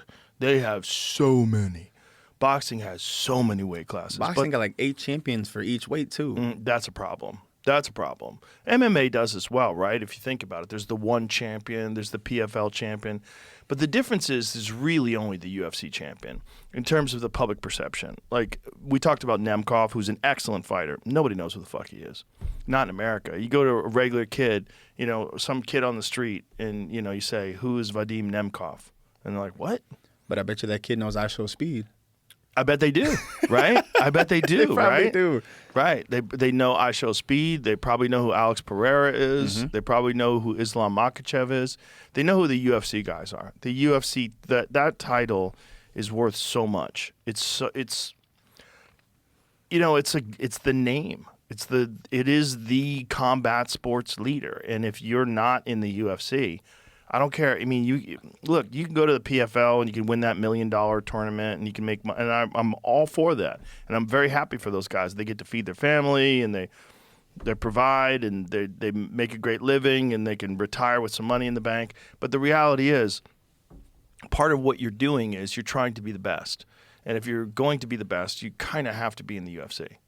Agreed. I mean, that's just what it is. It's just what it is. There's so many great leagues, but like the most prestigious people, you can say PFL, you can say anything, and you can go to any place and make a shit ton of money. But once you get that stamp of he's a UFC champ, people are like, damn, man, that's him. That's it. That's him. Yeah, that's it. They put that UFC belt on you, and it's on ESPN, and everybody sees it. That's it. The PFL is just another belt. It's like, boxing has they have the IBF, the WBA, the WBO, the WBC. It's like it's just like so many fucking organizations. It just gets so crazy. It's like, Then they try to make Terrence Crawford pay for his belt. ridiculous. How crazy is that? Terrence Crawford's like, fuck you. I'm the champ. I just wanted beat Canelo. $300,000. Everybody saw it. Is that what they wanted from him? $300,000? Am I? Can we get a look on this because I might be tripping? But I don't think I'm they tripping. stripped him. I Well, know they stripped him. It's which like is percentage crazy. of purse, and I think it was like 3% of his whatever he made. So it was. That's so nuts. That is so nuts. That is so nuts that they get paid that much just be a sanctioning body. And what are they doing? They're not doing anything. Like, it doesn't mean anything. Well, they just get the best looking guy to maybe throw a belt on you. That's about all. They don't really get nothing else. You get nothing. You get a belt. But everybody knows he beat the brakes off Canelo Alvarez. That's it. Man, I love He's Canelo. the champion. I I love love Canelo Canelo. as well. But I love what Terrence did, because what Terrence did was crazy. He goes all the way up from 47 to 68. He had one fight at 54. Wins the title at 54, and then goes all the way up to 68, and everybody's like, Canelo's going to be too big. Canelo's going to be too big. Nope. No way. Nope. Skill. He's next Skill level. is king. Yep. But he's I think 38. He's 38. He could do a couple more if he wanted to. I don't think he does. But he don't he's want to. done. I think he's he's done. and I love it. I love that he's done. $300,000. Dethroned over a $300,000 fee. Wow. That's crazy. Do you think that's right? No. Unpaid fees and brief reign as undisputed champion. It doesn't matter. He's the fucking champion. You can't take the guy's belt because he's not willing to give you money. Fuck you. He It's won. crazy. He won. Fuck off. Fuck off. He won. Well, now I see is there going to be a new boxing promotion? Zuffa? Yes. Sorry. Yeah. So the UFC is doing something with the Saudis, and I think they're launching their first event in January. I think they're launching their first event the night before the big UFC on Paramount event. So it'll be the 23rd. Yes. I don't think they've announced anything in terms of the card, who's going to be on it. I mean, that's not a lot of time. That's only not even a month from now. So I don't even understand how they're doing that. But they're probably going to do the same thing that Riyadh season's doing, Which is really smart. Riyadh Yeah. season's great. I mean, it's putting guys into that next level category of, hey, you are a star. Mm-hmm. You're just And not Turkey Al Sheikh is throwing crazy money at these rightfully people. deserved for a lot Yeah. of these guys. Oh, yeah. They deserve it. Oh, they definitely do. But it's, if you do that, you're going to get people to fight that would avoid each other or ordinarily, Mm-hmm. And, we've seen that already. The Saudis have already been able to do that. Get guys to fight, and, you're going to put on the most exciting fights. You're going to put on the best matchups. And so I think the UFC is trying to do that same kind of model. And now that the Saudis own Ring Magazine, so they have the Ring Magazine belt, Wow. which has always been the most prestigious belt. There's always a bunch of different champions in different weight classes. But if you're a fan of Ring Magazine like I am, when you would get Ring Magazine and they would have the Ring champion, Marvin Hagler, like, well, that's the fucking champion. That's him. Yeah, that's it. There might be a WBO guy out there, a WBA guy out there, but the reality is that's the guy. That's the guy. And nice. the boxing needs like a unified champion thing like that. So like when you see Terrence in there with like 5 belts, like it's great that he's got all those belts. But why? It should be 1 belt. It should be like, this is the super middleweight champion of the fucking planet, period. Fuck all your sanctioning bodies. That's the guy. That's it. 1 belt is all he needs. And they're all different colors, too. It's crazy. They're all cool looking. They're all cool looking. I mean, it's cool that he's got them all. I mean, you go over his living room, it's probably dope. The Instagram picture look cool. Yeah, it looks great. It looks He nice. looked great when he was in the ring, and he's got him on his shoulders and shit, Looks one on his crazy. waist. And I wonder if they fight over who gets to be on the waist. Like I'll give you an extra $100,000 if you put it on your waist. But the reality is, it's like the belt doesn't mean anything. The fighter means something, and when we all know who the champ is, we all know it's Terrence. If this other guy gets the belt, it's like, okay. But you didn't beat Terrence Crawford, so you're not really the 168-pound champion. But isn't that a hard? Do you think for a boxer like that, is that a hard shadow to live in, or do you think it's a shadow to or is that labeled as a shadow? Because Terrence leaves and then you step up. Well, that's different. When Terrence leaves, if he gives up all the belts and he really does decide to totally leave, which I'm not totally convinced, because I think they wanted him to have a rematch with Canelo. And I think he threw a big number at them. This is all I'm reading rumors online. I don't know see if you find out if that's true. Did Terrence Crawford demand like a certain amount for a Canelo Alvarez rematch? Because he's coming in soon. I'll ask him in person. But I feel like you could probably entice him for one more big fight. Probably could. One more big fight at 68 or maybe even at 54. I mean, really, he could fight at 47. I mean, when do you think there comes a point where people need to just stop? And there's always going to be money thrown at you, but when do you think there's a point that like it's different for every person, Yeah. So here it is, right here. So Bernie Davis revealed that Terrence Crawford's price for a Canelo rematch, and it's massive. According to Davis, Crawford won't return to the ring with Canelo Alvarez unless he's paid $100 million. And he deserves it. Rightfully so. Crawford earned $50 million for the first fight in September, but after a tactical low-action bout that disappointed many fans. Fuck off. Who the fuck did that disappoint? Who did that disappoint? You got to be a casual if that disappointed you. Tactical low-action bout. Blah. Who wrote this? I don't know. Fuck off. I think I could write a better one than this. I think boxing has some very disrespectful journalists. I see some disrespectful shit they write about boxers. Go back to that little thing when it said there. So anyway, pressure now on Turki Al-Sheikh to decide whether the rematch is worth that kind of money. Fans already calling for other opponents, Benavidez, Beterbiev, Bivol, fighters they believe bring real action. Oh, so this is a kind of a disrespectful. It's kind of messed up. Real Why is he action. dissing? Why are they dissing him like this? They do that a lot. There's a lot of shit talking in boxing, which I guess is fine. I like that there's not that much of that in MMA. MMA is much more respectful. Really standard and respectful. Yeah, and that guy deserves everything. He's one of the greatest to ever do it, and one of the best switch hitters in the history of the sport. Are you putting him above Floyd? It's hard. It's hard.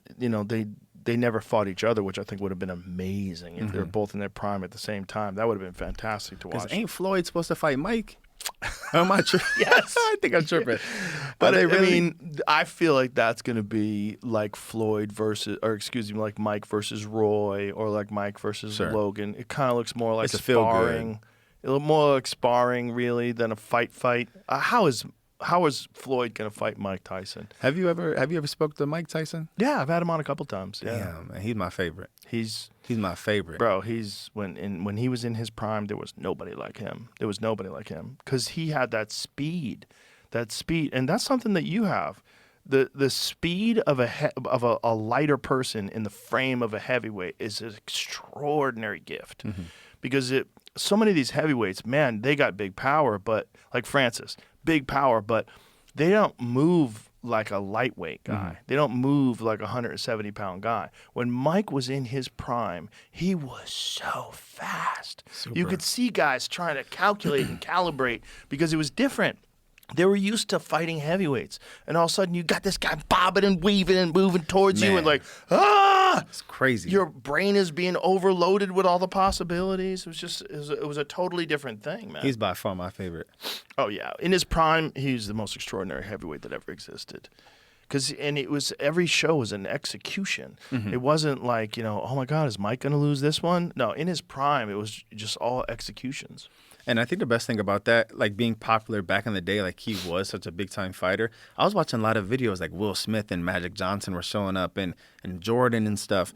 But you know how crazy it is nowadays that we have social media that you don't have to go and watch someone live.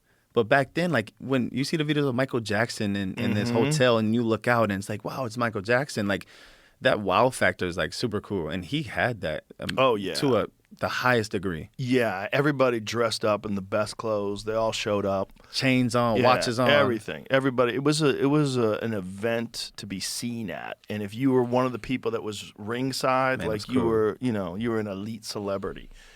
And that was, the Mike Tyson era. That was, it was different. It was different than any other heavyweight like since Ali. So you had Ali and then Larry Holmes, who doesn't get the credit that he deserves. He was fantastic too. I watched all the videos too. Amazing fighter.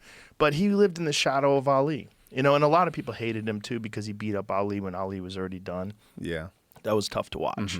And, he had been Ali's sparring partner when Ali was younger, and everybody knew how good Larry Holmes was. And everybody knew that Muhammad Ali was, Would you do that? older. And what's that? Would you do that if you was a sparring partner for your homie? And that's got to be a difficult combo because you burn a bridge. Yeah, you burn a bridge with the whole society. But part of it is like you kind of have to, right? Because if you are the heavyweight champion of the world and they want to set up a fight with Muhammad Ali wants to fight you and they want to give you $10 million and it's going to be on TV and everybody's hyped up about it. Like, what are you going to do? Say, no, I won't fight him. I'm going to relinquish my crown. What are you going to do? Like, I don't know if he had any opportunity to do anything other than fight him.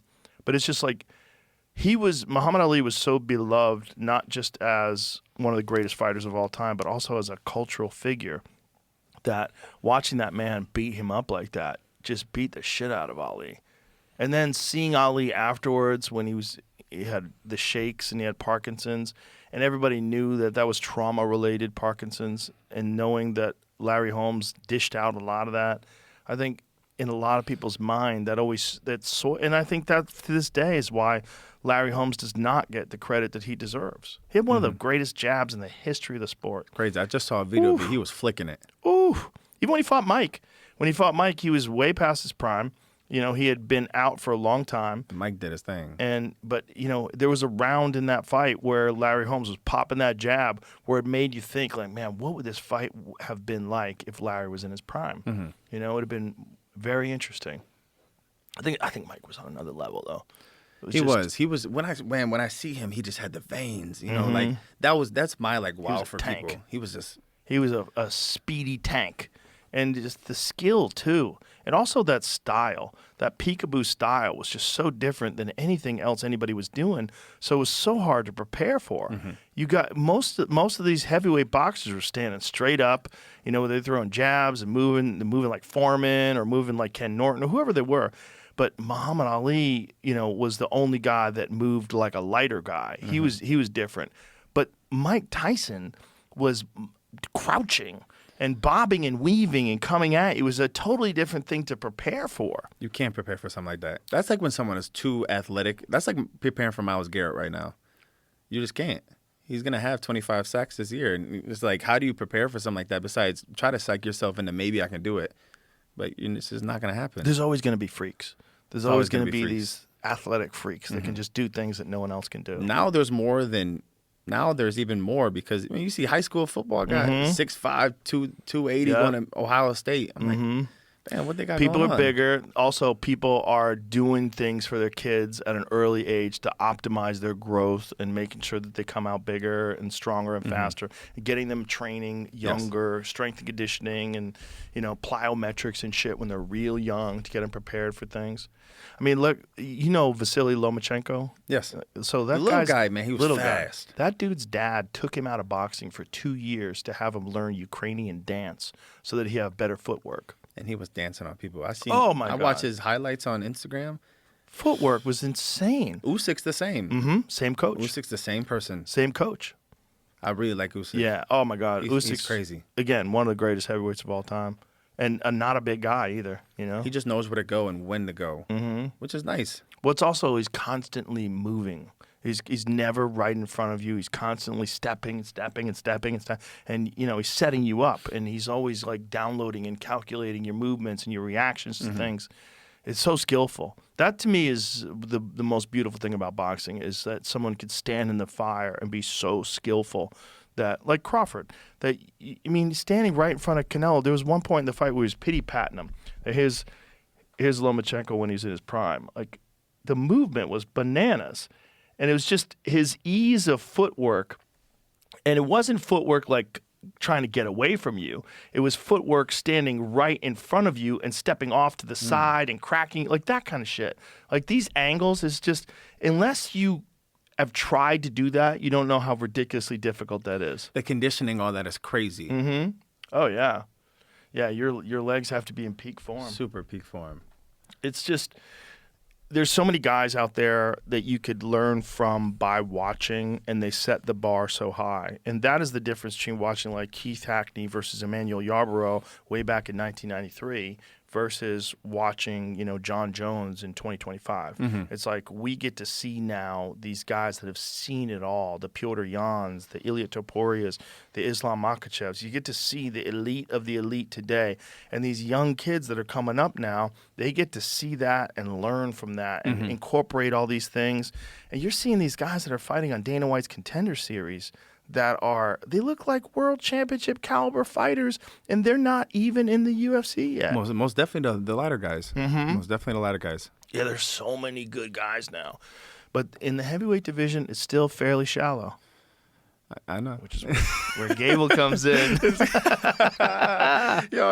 funny. I think I heard you say shallow about 3 times, and Joe, in the most nicest way, because I like to be humble with the words, and I like to talk with the confidence. I really think I can go out there and do right by this big promotion and go out there and just be fantastic. I think you can too, and I think you can do what Mike Tyson did, which is revitalize the heavyweight division. Because other than Jon, who's of course a superstar, but he's kind of semi-retired, the Tom Aspinall Cyril Gane thing was a fucking disaster. I mean, that's a disaster. Tom Aspinall still can't see. He's got a fucked up right eyeball still. It's really bad, right? I mean, the reality is he might not ever fight again. Like, who knows? Like, if he has surgery on his eye and it doesn't go well and he can't see out of the eye, apparently he's still fucked up in his right eye. There's some tendon damage or something. And, eyes are so tricky. You never know. Like, unless you're a fucking complete psychopath like Michael Bisping, who fought 11 fights in the UFC blind in one eye, which is so crazy that he did that. Do you know what he did, that crazy motherfucker? What did he do? He memorized the eye chart. Like, he memorized it so that he could they could cover his left eye. oh my God. And he could just... So whenever he went to do an eye exam, exactly. He knew the letters. They would say, all right, read the third chart. And he would say, A, B, C, D, E. He knew what the letters were. Oh, he's smart. He's crazy. He's smart. Couldn't fucking see out of one of his eyes and still fought world-class fighters. So, I think 11 fights he had, only being able to see out of one eye. Yeah. I'm not really sure how to engage with the eye talk on Tom Aspinall. But I think he's a fantastic fighter. I think Gane What do you is mean really by engage with the eye talk? I feel like getting poked in the eye sucks. And I just don't know how he feels that he got, Right. You know what I'm saying? So I'm not gonna... We don't know what he was experiencing during the fight. And nobody ever knows. But, critics going to go online and say X, Y, and Z. But I'm just going to stand in the middle ground. I think Tom's a fantastic fighter. Cyril is great also, and I think a lot of them are also great also. You're gonna always say it's really shallow, and I believe it's shallow too, and I believe I can go out there and do the best I can and really dominate when I need to. But just when I see Tom Aspinall, Tom Aspinall reminds me of a guy from Turkey that I wrestled in the Olympics.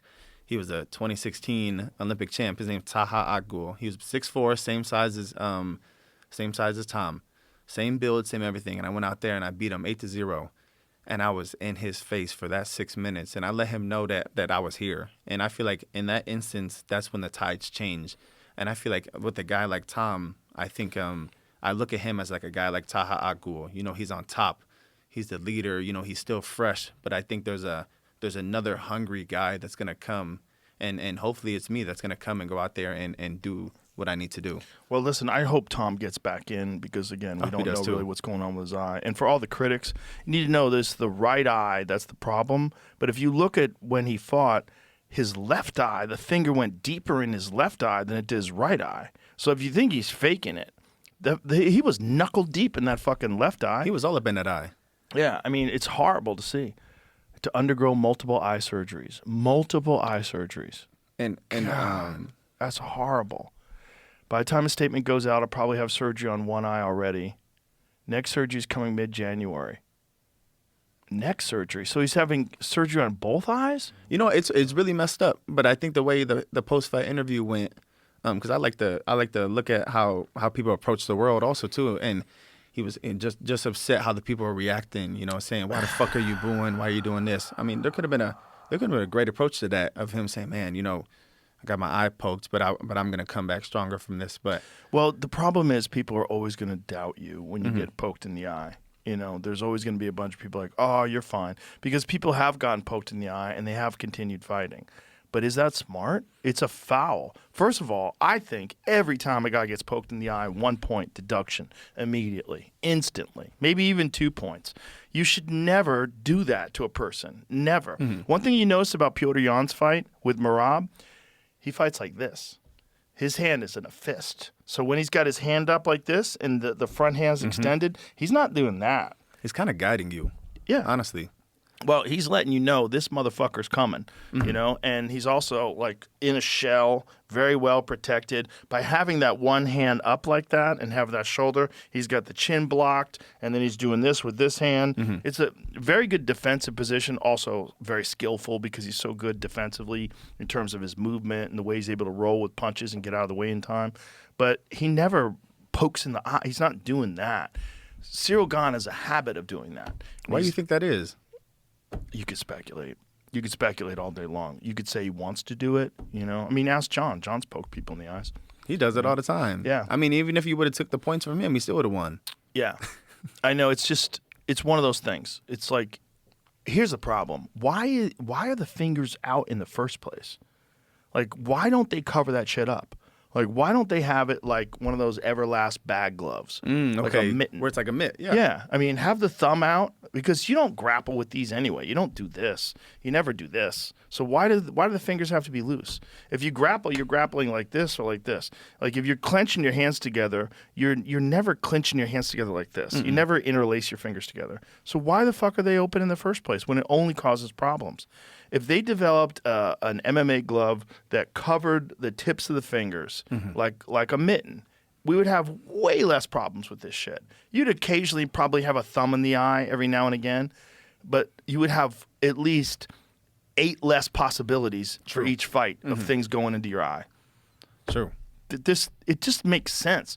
And it wouldn't hinder grappling. You just have a thin piece of leather that, the padding goes over the knuckles, the piece of leather goes over the tip of the fingers, and have it come down like this, like a mitten. But it's honestly, not hard to design. If it was a mitt and I'm on top and I grab wrist control, do you think the leather of the mitt sticks harder? Probably.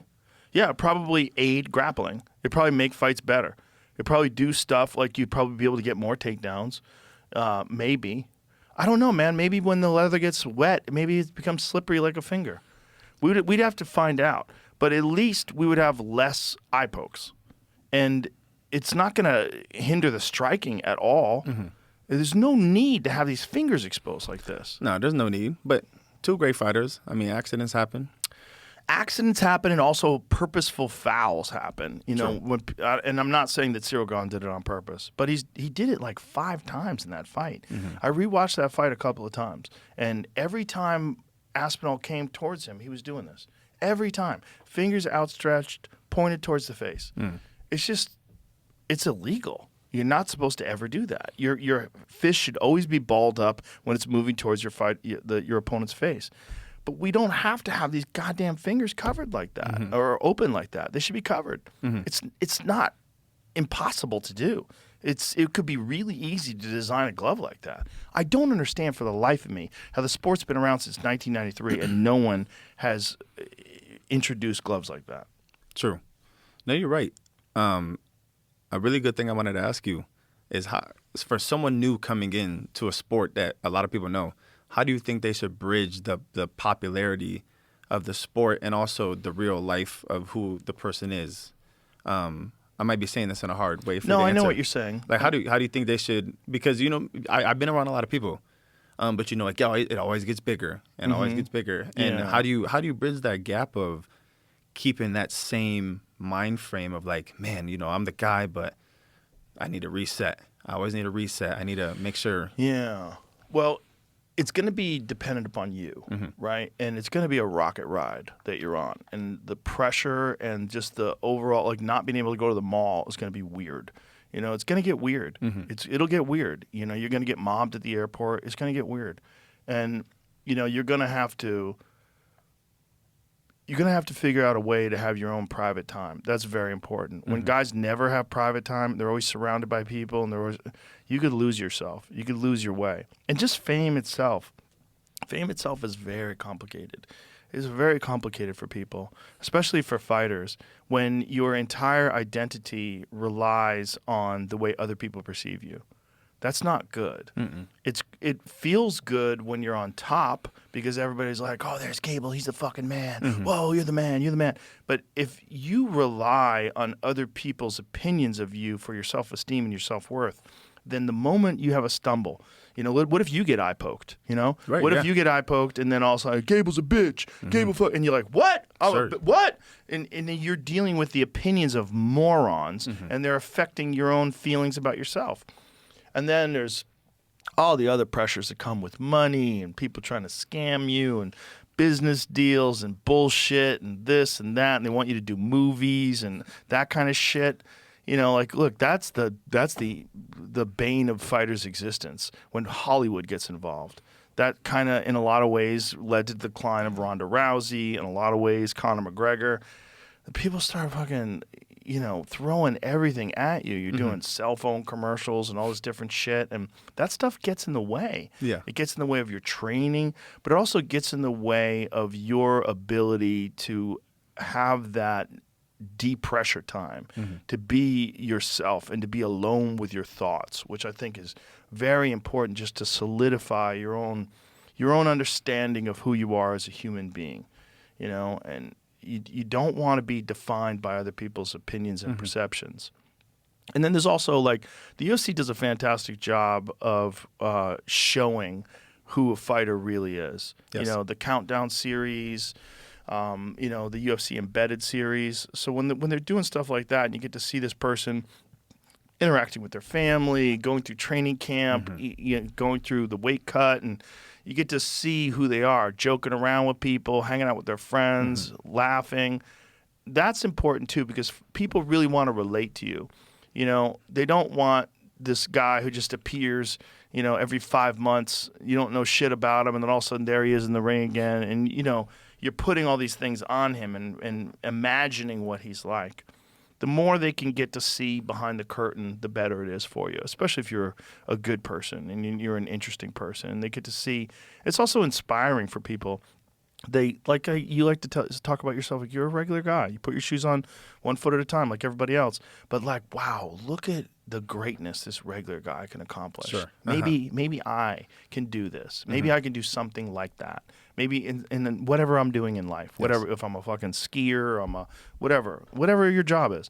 Maybe I can be great and be a normal person like this guy is. True. No, 100%. Well, that's a fantastic answer because, I just feel like at some point I'll get to that spot, you know, of like, how do I know if someone's not real? How do I know if someone is in that space of things change and there's leeches, there's bad people. So, it's always a nice thing to have someone that has surpassed that level that you can finally see and be like, man, like how did you how did Well, you John's change a direction? great guy to talk to about that. Most definitely. Obviously, John's had his stumbles, and which is, when people talk about John and the things that John's gotten in trouble with, I'm like, listen, do you want a wild motherfucker or not? Okay, if you want a guy to be the greatest of all time in fucking cage fighting, he's gonna be wild. That's one of the reasons why he's great. When John was, what is he, 22 years old when he won the title? 23. He's fighting, 23. Mauricio Shogun Hua, who's an all-time great, Pride legend, he opens the fight with a flying knee. Who does that? Jon Who does? Jones. You gotta be wild. You gotta be crazy. You gotta be a wild fella. That's John. I mean, and obviously there's stuff he shouldn't have done. There's a lot of extracurricular activities, a lot of partying. It's not healthy. It's not good. But that is what comes with being that kind of a guy. And John could probably tell you more about this than anybody that's ever lived. Like, what were the stumbles? What could I have done differently? And he probably could help prepare you more than anybody ever. Most definitely. He's already kind of put a big foot into it, and man, he's amazing with a lot of things now. He talks so well now. A lot of things are in a sense of he's trying to look out for me in business opportunities and places that I need to go, and it's amazing. A lot of people don't do that, especially when you see the peaks and valleys of that person and their public info also.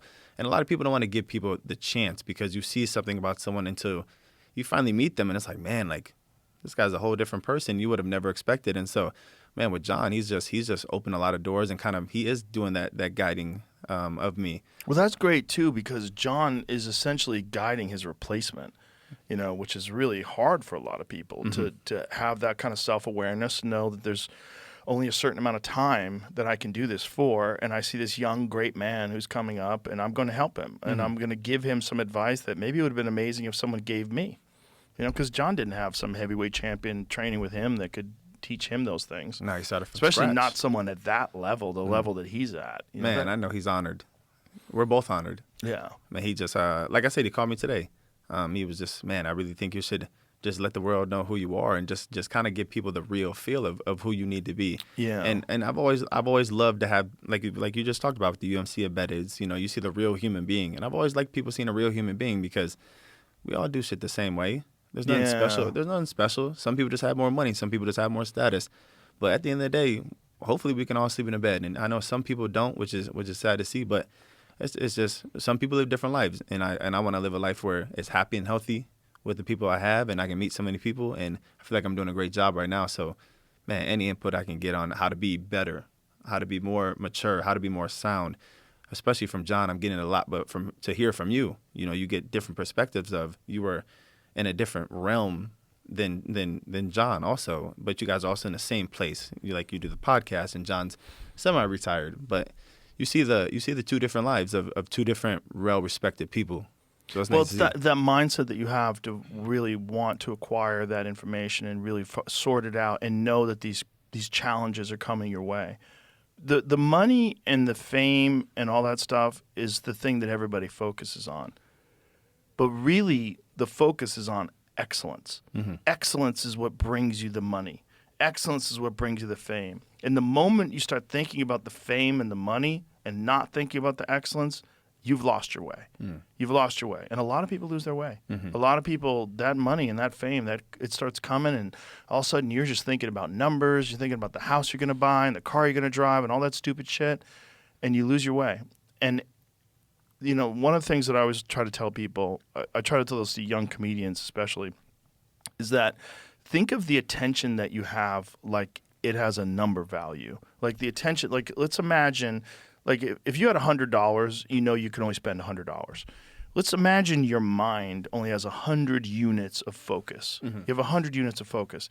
Any focus that you have on other shit outside of the thing that brings you excellence is just robbing from excellence. That's all it is. And if you're concentrating on haters on social media, or if you got a crazy bitch in your life that's ruining everything, or you got some friend who's a hater and you think he's maybe hoping you fail, all that stuff that's distracting and is just robbing attention from excellence, you know? And some of it's unavoidable, and some of it actually strengthens your resolve to have a certain amount of, like, shit in your life just to understand how to maintain and still be excellent despite of all that. There's probably some resilience building that comes from that. But protect your focus. It's precious. Protect your time. Protect that energy that you have to invest in things. It's so precious. The mind, your focus, and your drive, that is everything in your life. That's everything. And anything that steals from that. I remember this was one fighter, and he was a very good fighter that was fighting in Pride, and he had this crazy girlfriend. And every time he was going to fight, like the day before the fight, the girl would start problems. And she would start fights, and she'd scream. She left the hotel at like 1 o'clock in the morning and went down to the bar. She wanted him to fail. She wanted to be more important than his fighting career. And his fighting career was so important and so overwhelming that she felt like she wasn't getting the attention that she needed. So she would go get attention from him, and she would steal from him. And it was crazy. And this guy, and he never wound up being a champion. And he was a very talented guy, too. I don't want to say his name, but it was one of those things where it's like, man, there are people in your life you got to recognize when you're dealing with that kind of a person. You got to recognize that. You got to cut them out. You got to get rid of them. They're stealing. They're stealing from your focus. They're stealing from your ability to create excellence. And that's what you're in the business of. You know? You're in the business of excellence. And anybody that's trying to steal from that, like, those are liabilities. They're, you know, that's like you got a hole in the bottom of your boat. You got to patch that shit up. Yeah. Well, it's just like Mike Tyson kind of said, you know, once you're favored by God, you're also favored by the devil, too. Ooh, that's so true, too. Yeah, the temptations will come. Yeah. And then also you start believing your own bullshit, you know? I mean, look at Jon when he wasn't training, you know? But luckily for Jon, he was so much better than everybody in the division that all it took was, like, a readjustment. But like the Dominic Reyes fight, he almost lost that fight, you know? And Dominic Reyes, as great as he was that night, should not have been beating Jon Jones. I think Jon Jones, with like a real focus and a real drive towards destroying Dominic Reyes, would be on another level. I think so too. It's like he is the best guy to be in your corner, man, because he's made all the mistakes and still come out the GOAT. Like, who better to tell you how to do it right? There's no one better. Man, probably the greatest, of course. The greatest by far. Yeah. What do you do for chill time? Like, what do you do to unwind? Honestly, right now, I like Call of Duty. I play a lot. I play a lot of Warzone. Ronnie 2K, you know who that is? The dude that made the basketball game? Oh, okay. I got my own player on 2K, and it says like, so when I load into the game, it says my real name, and then people know you're playing against me. So it's either I'm playing Call of Duty or 2K. I mentioned before the French Bulldogs. I like to take care of French Bulldogs. I feel like Jamie's got one. You do? Yeah. Oh, he's so Should've cute. brought him today. You should have brought him. What? We didn't know. We didn't know you were into French Bulldogs. So I had sadly I had 2 pass away.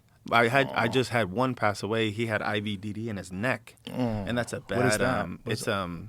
It's a disc disease that happens in French Bulldog because they're bred so bad. And so my first one had it in his back. He was playing all day, and then I turned, and he was like paralyzed in an instant. And I was like, oh man, like that's not good. So I had to put him down. That's horrible. And then I adopted one after. I adopted one a year ago. He just passed away a couple weeks ago. His name was Archie, my little guy. He had it in his neck, and I had him on painkillers for like 6 months. And I looked, and one day he kind of rolled wrong, and he kind of yelped again, and I was like, we got to take him in. Oh, that's horrible. So it's bad. You know, I got bad attachments to French Bulldogs. Like they're like since I'm having a real baby now, that's like my second baby. You're going to be amazed how much you love your real baby more than you love your dogs. As much as I love my dogs, it just there's just another level. Oh, it's beyond. It doesn't even compare. One of my dogs went to surgery today. He had a hernia. I have a golden retriever, and I have a King Charles Spaniel. He's the cutest little dog. Yeah. He's so fucking cute. He's 7 months old, and he was born with a little hernia. It's like some of them get that little hernia in their tummy, so they had to stitch him up. But it's when I was playing with him last night, I was so scared. I was like, what if something happens to him? Like I can't take it, because I love him so much. He's so sweet.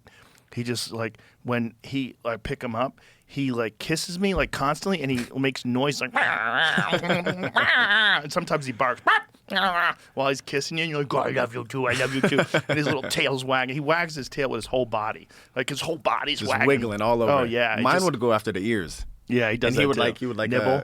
Put a whole nibble on the ear, and then he would switch side, and then he would switch sides. Yeah, and I'm mine like, does bro, that too. let me live for a little bit. But I'm his whole world. Yeah, and I feel like sometimes we forget that. Yeah, well, they're little love devices. They just want love from you, and they want to give you love. They never have bad days. They're never shitty. They're never in a bad mood. They're always cool. Every day is the same thing. Every day I see him in the morning, I'm like, good morning, and they go crazy. And I get on the ground with them on the carpet and roll just around, letting them roll all them. over. I love dogs. If it was up to me, I'd have 50 dogs. I wish we could make them live longer. I know. Making them live longer would be crazy. Like cats are like 20 years. Why can't a dog be 20 years? Well, I think they are working on that. I think there's actual startups right now that are working on animal longevity, and Which would be cool. Yeah, they're working on different medical interventions that can allow dogs to live longer, which is fascinating. And then sometimes people they clone their dogs. Tom Brady just did that. Yeah, I don't know how he did it, but I mean, that's weird. Hey, have a good time. That's Pet Cemetery shit. That is. That might be like hereditary. Yeah, I don't know if I'm into that. I don't know how I feel about that. I feel like every dog has their own unique personality, and as much as I love the dogs that I have now, like I had my dog Marshall, he's almost 9, or he just turned 9 rather, and I've had him since he was a puppy. I love him to death. But then I got this new dog Charlie, and I love him to death too. He's a totally different personality. Like I don't mind new dogs and new personalities. I don't need the same dog over and over and over again. You know what I mean? I think that's weird. You should try French Bulldog. They got like 12 different personalities. Oh, I love Carl. Jamie brings Carl in. He's a little psycho. He's got too many personalities. Oh, he runs at you and just wants to play. They got that bowling ball head. I know. He's a little ball of muscle too. Carl's jacked. Carl's got. He's built. Getting stacked. I need to see a picture. You got pictures of him? Pull up a need to see a picture of picture. Carl. He's adorable. He plays at my Golden, and he just like throws himself like a meat missile at my Golden, because my Golden's like so gentle, which is great because Charlie is only 15 pounds, my little dog, and so my Golden is like playing, and he like gently puts a paw over him when they play. There's Carl. Look at that little face. Look at that little face. I just know he does everything extra. Oh yeah. Oh, look at him sleep. He's That's really nice. He's adorable. But when That's he really plays nice. with Marshall, it's really crazy. Him We got a getting it, video too. of him Did playing you, with Did Marshall. you get his right? nose done? Nope. No, he's just wow. He That's just had a perfect. good one. Vet said he had a good nose. That's really good. Some of them have fucked up noses. Well, they can't come out. breathe. They come out like this, Oh no. and then they can't breathe, and so they breathe out their mouth, and sometimes they gotta get. They'd like solder. They clean that out. Like They make like a oh. bigger Oh, hole. that's awful. Yeah. But some of them have it where like you have to go in and kind of help the esophagus because their face is flat, so you gotta help like the back and kind of cut it to where it can go down the pipe. Oh no. Crazy. I wish those dogs could live forever. Those dogs got a million different characters. I know. Well, I love all kinds of dogs, man. I love working dogs. I love German Shepherds and Belgian Malinois, and Cane Corso would be cool. they're a little dangerous. But that's what I'm hearing. They only loyal to one person, if I'm not mistaken. They don't like to listen. Yeah. Well, never mind. My boy Mark Delagrate from Sit Yo Tong Muay Thai. He coached a lot of UFC fighters. Coach Kenny Florian, great Muay Thai coach, great guy. Works for the UFC. He had a Cane Corso. They had to put him down. It bit his hand. Like Damn. chomped down on him. Yeah, and he had it for years. Out of nowhere? Well, he's testing him. Like sometimes those dogs, and not all of them, but some of them, they will test you. And you just can't have a dog that's biting you. Like, No, because what else? what if it bites your kid? Yeah. What if it bites your wife? Yeah. Facts. What if it bites the mailman? It's You like, never know. yeah, when it's just like those, and it's not all of them. Like I've had pit bulls, and I never had a pit bull that wanted to bite a person. They were always like the sweetest with people. But then you hear stories. Which is crazy. I know. Because how can I go online and see a pit bull just not letting go of somebody, but all of a sudden The next video, I see a pit bull wearing a Christmas sweater I know. with paw shoes on. I know. So it's weird. I know. It doesn't make any sense. It doesn't. But it's just like people. Some people are born crazy. You know? Some people are born crazy. Yeah. Are you big into anything like what do you believe in conspiracy wise? Like, what's your big one, right? Don't open up that door, Gable. Oh my God! Don't open up that door. Oh my God, yo! I forgot to tell you this one. one. Conspiracy. My dad's diehard conspiracy. If you and him had a talk, What is his big one? What's the big one with him? I don't even know, but I know he's really bad. I think the biggest one right now. He just said it, but I don't even know. I don't even want to say it wrong. But that's my thing. But I'm big on conspiracies. What too. is the subject? Do you remember the subject? Some about. I don't even want to say it. Okay. I don't even want to say it right now. Okay. We'll talk off air. Yeah. Okay. But I believe there's a lot of things we don't know as people, and I believe there's a lot of messed A lot up of shit. conspiracies are real. That's the problem. The problem with conspiracy theories is some of them are crazy and ridiculous, but the reason why people entertain crazy and ridiculous ones is because some of them are real and they're so nuts that you go, they did what? When you find out about U.S. history alone, you find out that the reason why we got into Vietnam was I don't know this. You're gonna tell me. okay. It's called the Gulf of Tonkin incident. The Gulf of Tonkin incident was supposedly the North Vietnamese, the Viet Cong, attacked one of our ships, but it was fake. They faked it. It's not real. It's called a false flag, and they did it just to have a story so that we would have an excuse to invade Vietnam. So we sent all those people to Vietnam for nothing? A lot of people died for nothing. And a lot of people made a lot of fucking money. And it probably had to do with drugs too, because they were moving heroin out of Vietnam. I mean, it was control of the heroin trade was a big part of it. That was also one of the reasons why we were in Afghanistan. While we were in Afghanistan, heroin production in Afghanistan was 94% of the world's heroin. And it ramped up after we invaded Afghanistan. It went up. Heroin production, not only did it go up, but we were guarding poppy fields for the Taliban. Why do we need to guard or for poppy the farmers, fields? rather. Why do we need to guard them? Well, that's a Are really we good using them question. for medical here? Or they're just getting used to fuck people up? It's money. It's money. There's dirty money that gets moved around for sure. When you're dealing with something like the drug trade and billions of dollars are going all over, like people want a piece of that, and there's high level people that are dirty, and they get involved in that, and they make decisions based on that, and they put people's lives at risk, and people die because of it, and that probably happened in Afghanistan, and definitely happened in Vietnam. And the people don't want to believe that. People are hearing this right now. Oh, stop with that nonsense.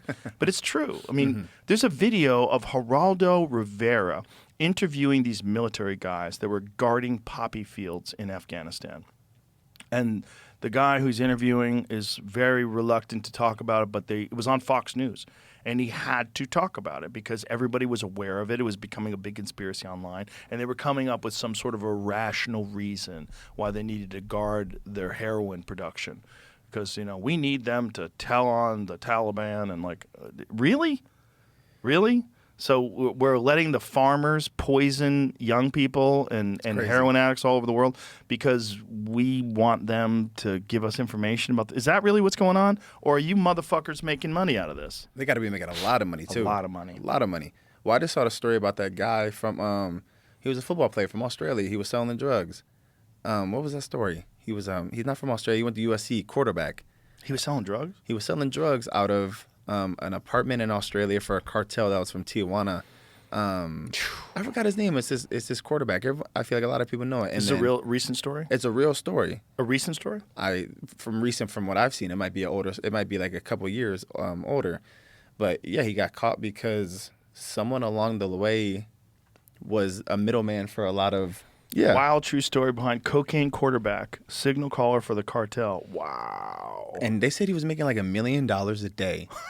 And cash, and he was trying to move it through Las Vegas casinos, but the middleman, someone messed up the bet, and he lost the money. So he had to loan money from someone, and that someone was like an undercover waiting for him like a year later, and caught him at a McDonald's before he went across the road to Tijuana or something. It's crazy, yo. You know how drugs control a lot of things, and it's messed up. Well, it's the money. when you think about how much money gets moved around in the drug game, and people get tempted by that. And then, you get a hold of some legitimate businessman and say, listen, there's a way for you to get 10x return on your money. You invest in this and we do that. And it's simple. You'll never get dirty. All the money goes to offshore accounts. No one will know about it. You can retire when you're 45. Crazy. And then people start getting roped in. And it's the excitement of doing something naughty. That's part of it too. Some people just get, like some people like to ride bulls. Some people like to do some shit they're not supposed to do. They get addicted to doing things that they are not supposed to do. They get addicted to the life. DEA agents. A lot of DEA agents become drug dealers. Well, it's just like that show, Narcos Mexico. Yes. It's the same thing. Exactly. Or Cocaine Cowboys. Have you ever watched that documentary? No, what's that about? Amazing. Cocaine Cowboys 1 and then there's Cocaine Cowboys 2. There was so much corruption in Miami during the 1980s, during the cocaine time, that one graduating class of the police academy, the entire graduating class either wound up murdered or in jail. How you do that? Because they were all corrupt. They were all involved in cocaine dealing. All of them. Because there was so much money. Everybody's driving a Corvette. Everybody's living large. Everybody's doing blow and wearing diamonds. It's crazy. It's like you get caught up in that life. And if you're involved in, like, if you're a police officer and everybody around you is dirty, it's more likely you're going to be dirty too. Well, now aren't they kind of blowing the Ecuadorian ships up that are coming to here that are having a lot of drugs on them? Yeah, Venezuela, right? Venezuelan ships. Yeah. They just blowing them up. I don't even know. I'm not educated on stuff like that, but Well, I wonder if it's to keep the trade here. No, I doubt it. I think more likely what it is because Trump genuinely hates that they're bringing drugs into this country. Is there other things involved too? I don't know. I mean, I'm sure some of it has to do perhaps with politics. I mean, I think that's a reasonable assumption. But Jamie, I just sent you something. Here's what's interesting. One of the things that Trump was saying is they're poisoning our kids and that 100,000 people are dying every year from drug overdoses. We have to put a stop to this. From the time Trump's been in office, deaths by overdose have dropped off a cliff. Look at that. Look at 2024. And leading into 2025. Just Look going at down. These are all deaths from overdoses. I mean, that's kind of crazy. Like, look at that. From all drugs, which is the top one, look at that drop. I mean, that's crazy. So you see the peak was in 2022, or it looks like actually 2020, between 2023 and 2024. That's the peak where people are dying. And then from the time Trump's in office, it's taking a fucking sharp downturn. And why is that? Well, part of it is because they're blowing up these fucking boats that are bringing in all the drugs. And not just drugs, but drugs that are tainted with fentanyl.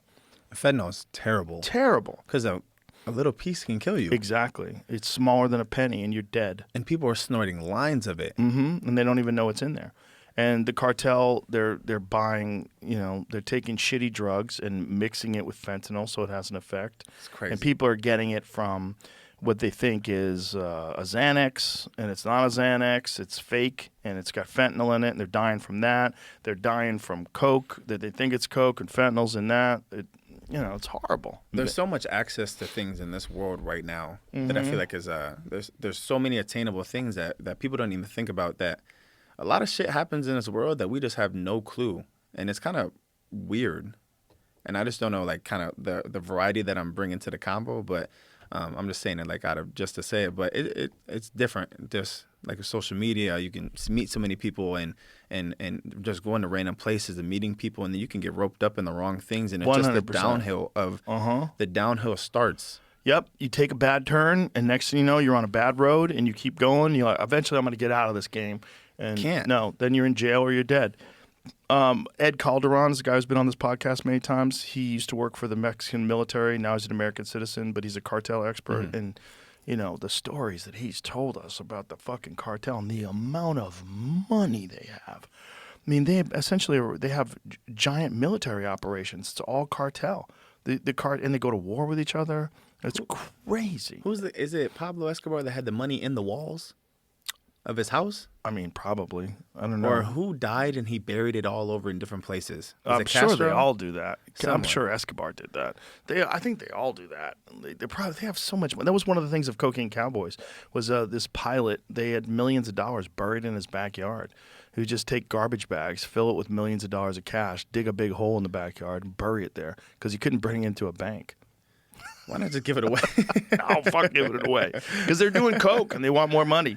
They just don't know what to do with it, and they can't just have it all laying around their house and someone will break into their house and kill them and take their money. It's like, Then it's over with. it is a crazy game. But I can't recommend that documentary enough, Cocaine Cowboys. Cocaine Cowboy. You'll watch it. You go, what the Where's it fuck? streamed at? It's probably on everywhere. Where is Cocaine Cowboys? Can you get it? Sounds like Amazon Prime. I'm sure maybe. it's on everything. It might even be on Netflix. But it's incredible because you realize, like, wow, like cocaine built Miami. Miami had more banks per capita. I don't know if it still does, but at one point in time, more banks per capita than any other city in the country. And it's because those banks were laundering money. Damn. They were laundering cocaine money. It was all coming in. And Miami never sleeps either. So it was all night affair. Yeah, that is a crazy fucking town. That is not a good town if you want to be a fighter and live like a low-key, disciplined not. life. No. You can, all of a sudden you're here, then you end up here, then all of a sudden it's 8 a.m. Right? You're at the beach at 12. Can't be right. No. It can't be right. That's a dark hole that a lot of people should not be in. But how do you get out, though? I don't know. Ask John. I mean, he seems to have navigated those waters better than anybody. Because usually it ruins everything in your life. He's obviously had some missteps, but still comes out the greatest. Which is not everybody's path. But obviously John is smart in that he spends a lot of time doing the things that he wants to do. Spends a lot of time training his dog, doing tactical stuff. He's always shooting guns and training, and you got to have things outside of that life, that you enjoy other than just partying. Yeah, you got to have fun. You got to have some type of gap and Some release. Yeah, and he's got a good release, and he's got a good mentality of what the release should be and how it should go and where he needs to go with it. And then, I mean, I've been with him now since we have this close connection. I've been with him to places, and he's always kept me on a straight path, and which is really, really nice. A lot of people that may have like to take shots or like to do something like that. There's always a little, man, do you want one? Right. But there's never been a time where he's like, man, I think you should try. And it's great because as a younger kid that's coming up, he sees the potential. And that's all that matters. And I just need someone to see it. And man, he's been great with it for sure. Yeah. When you're around a bunch of people that party and they drag you into that world, it's so easy for people to get hooked. It's so easy for people to just get roped into that lifestyle. Because people essentially, for the most part, imitate their atmosphere. And if you're around that kind of an atmosphere, those are the type of people that you're with, and those are the type of thrills that they're seeking. You can get caught up in that, and it's the bane of every fighter's existence is women and partying. Yeah, he's always been like, hey, you gotta stay clean, go home, and that's been the best part about it. That's great, man. That is fucking great. So, what is the timeline right now? Have you signed a deal with the UFC? I know they're talking to you. What's going on? Yeah, they've reached out many times, but I told them I'm kind of on the lines of right now. I'm waiting for my little girl to give my baby girl to come out. So January is kind of a dead month for me. But are you signed with the UFC? No, I'm not signing anybody. But have they offered you a fight yet?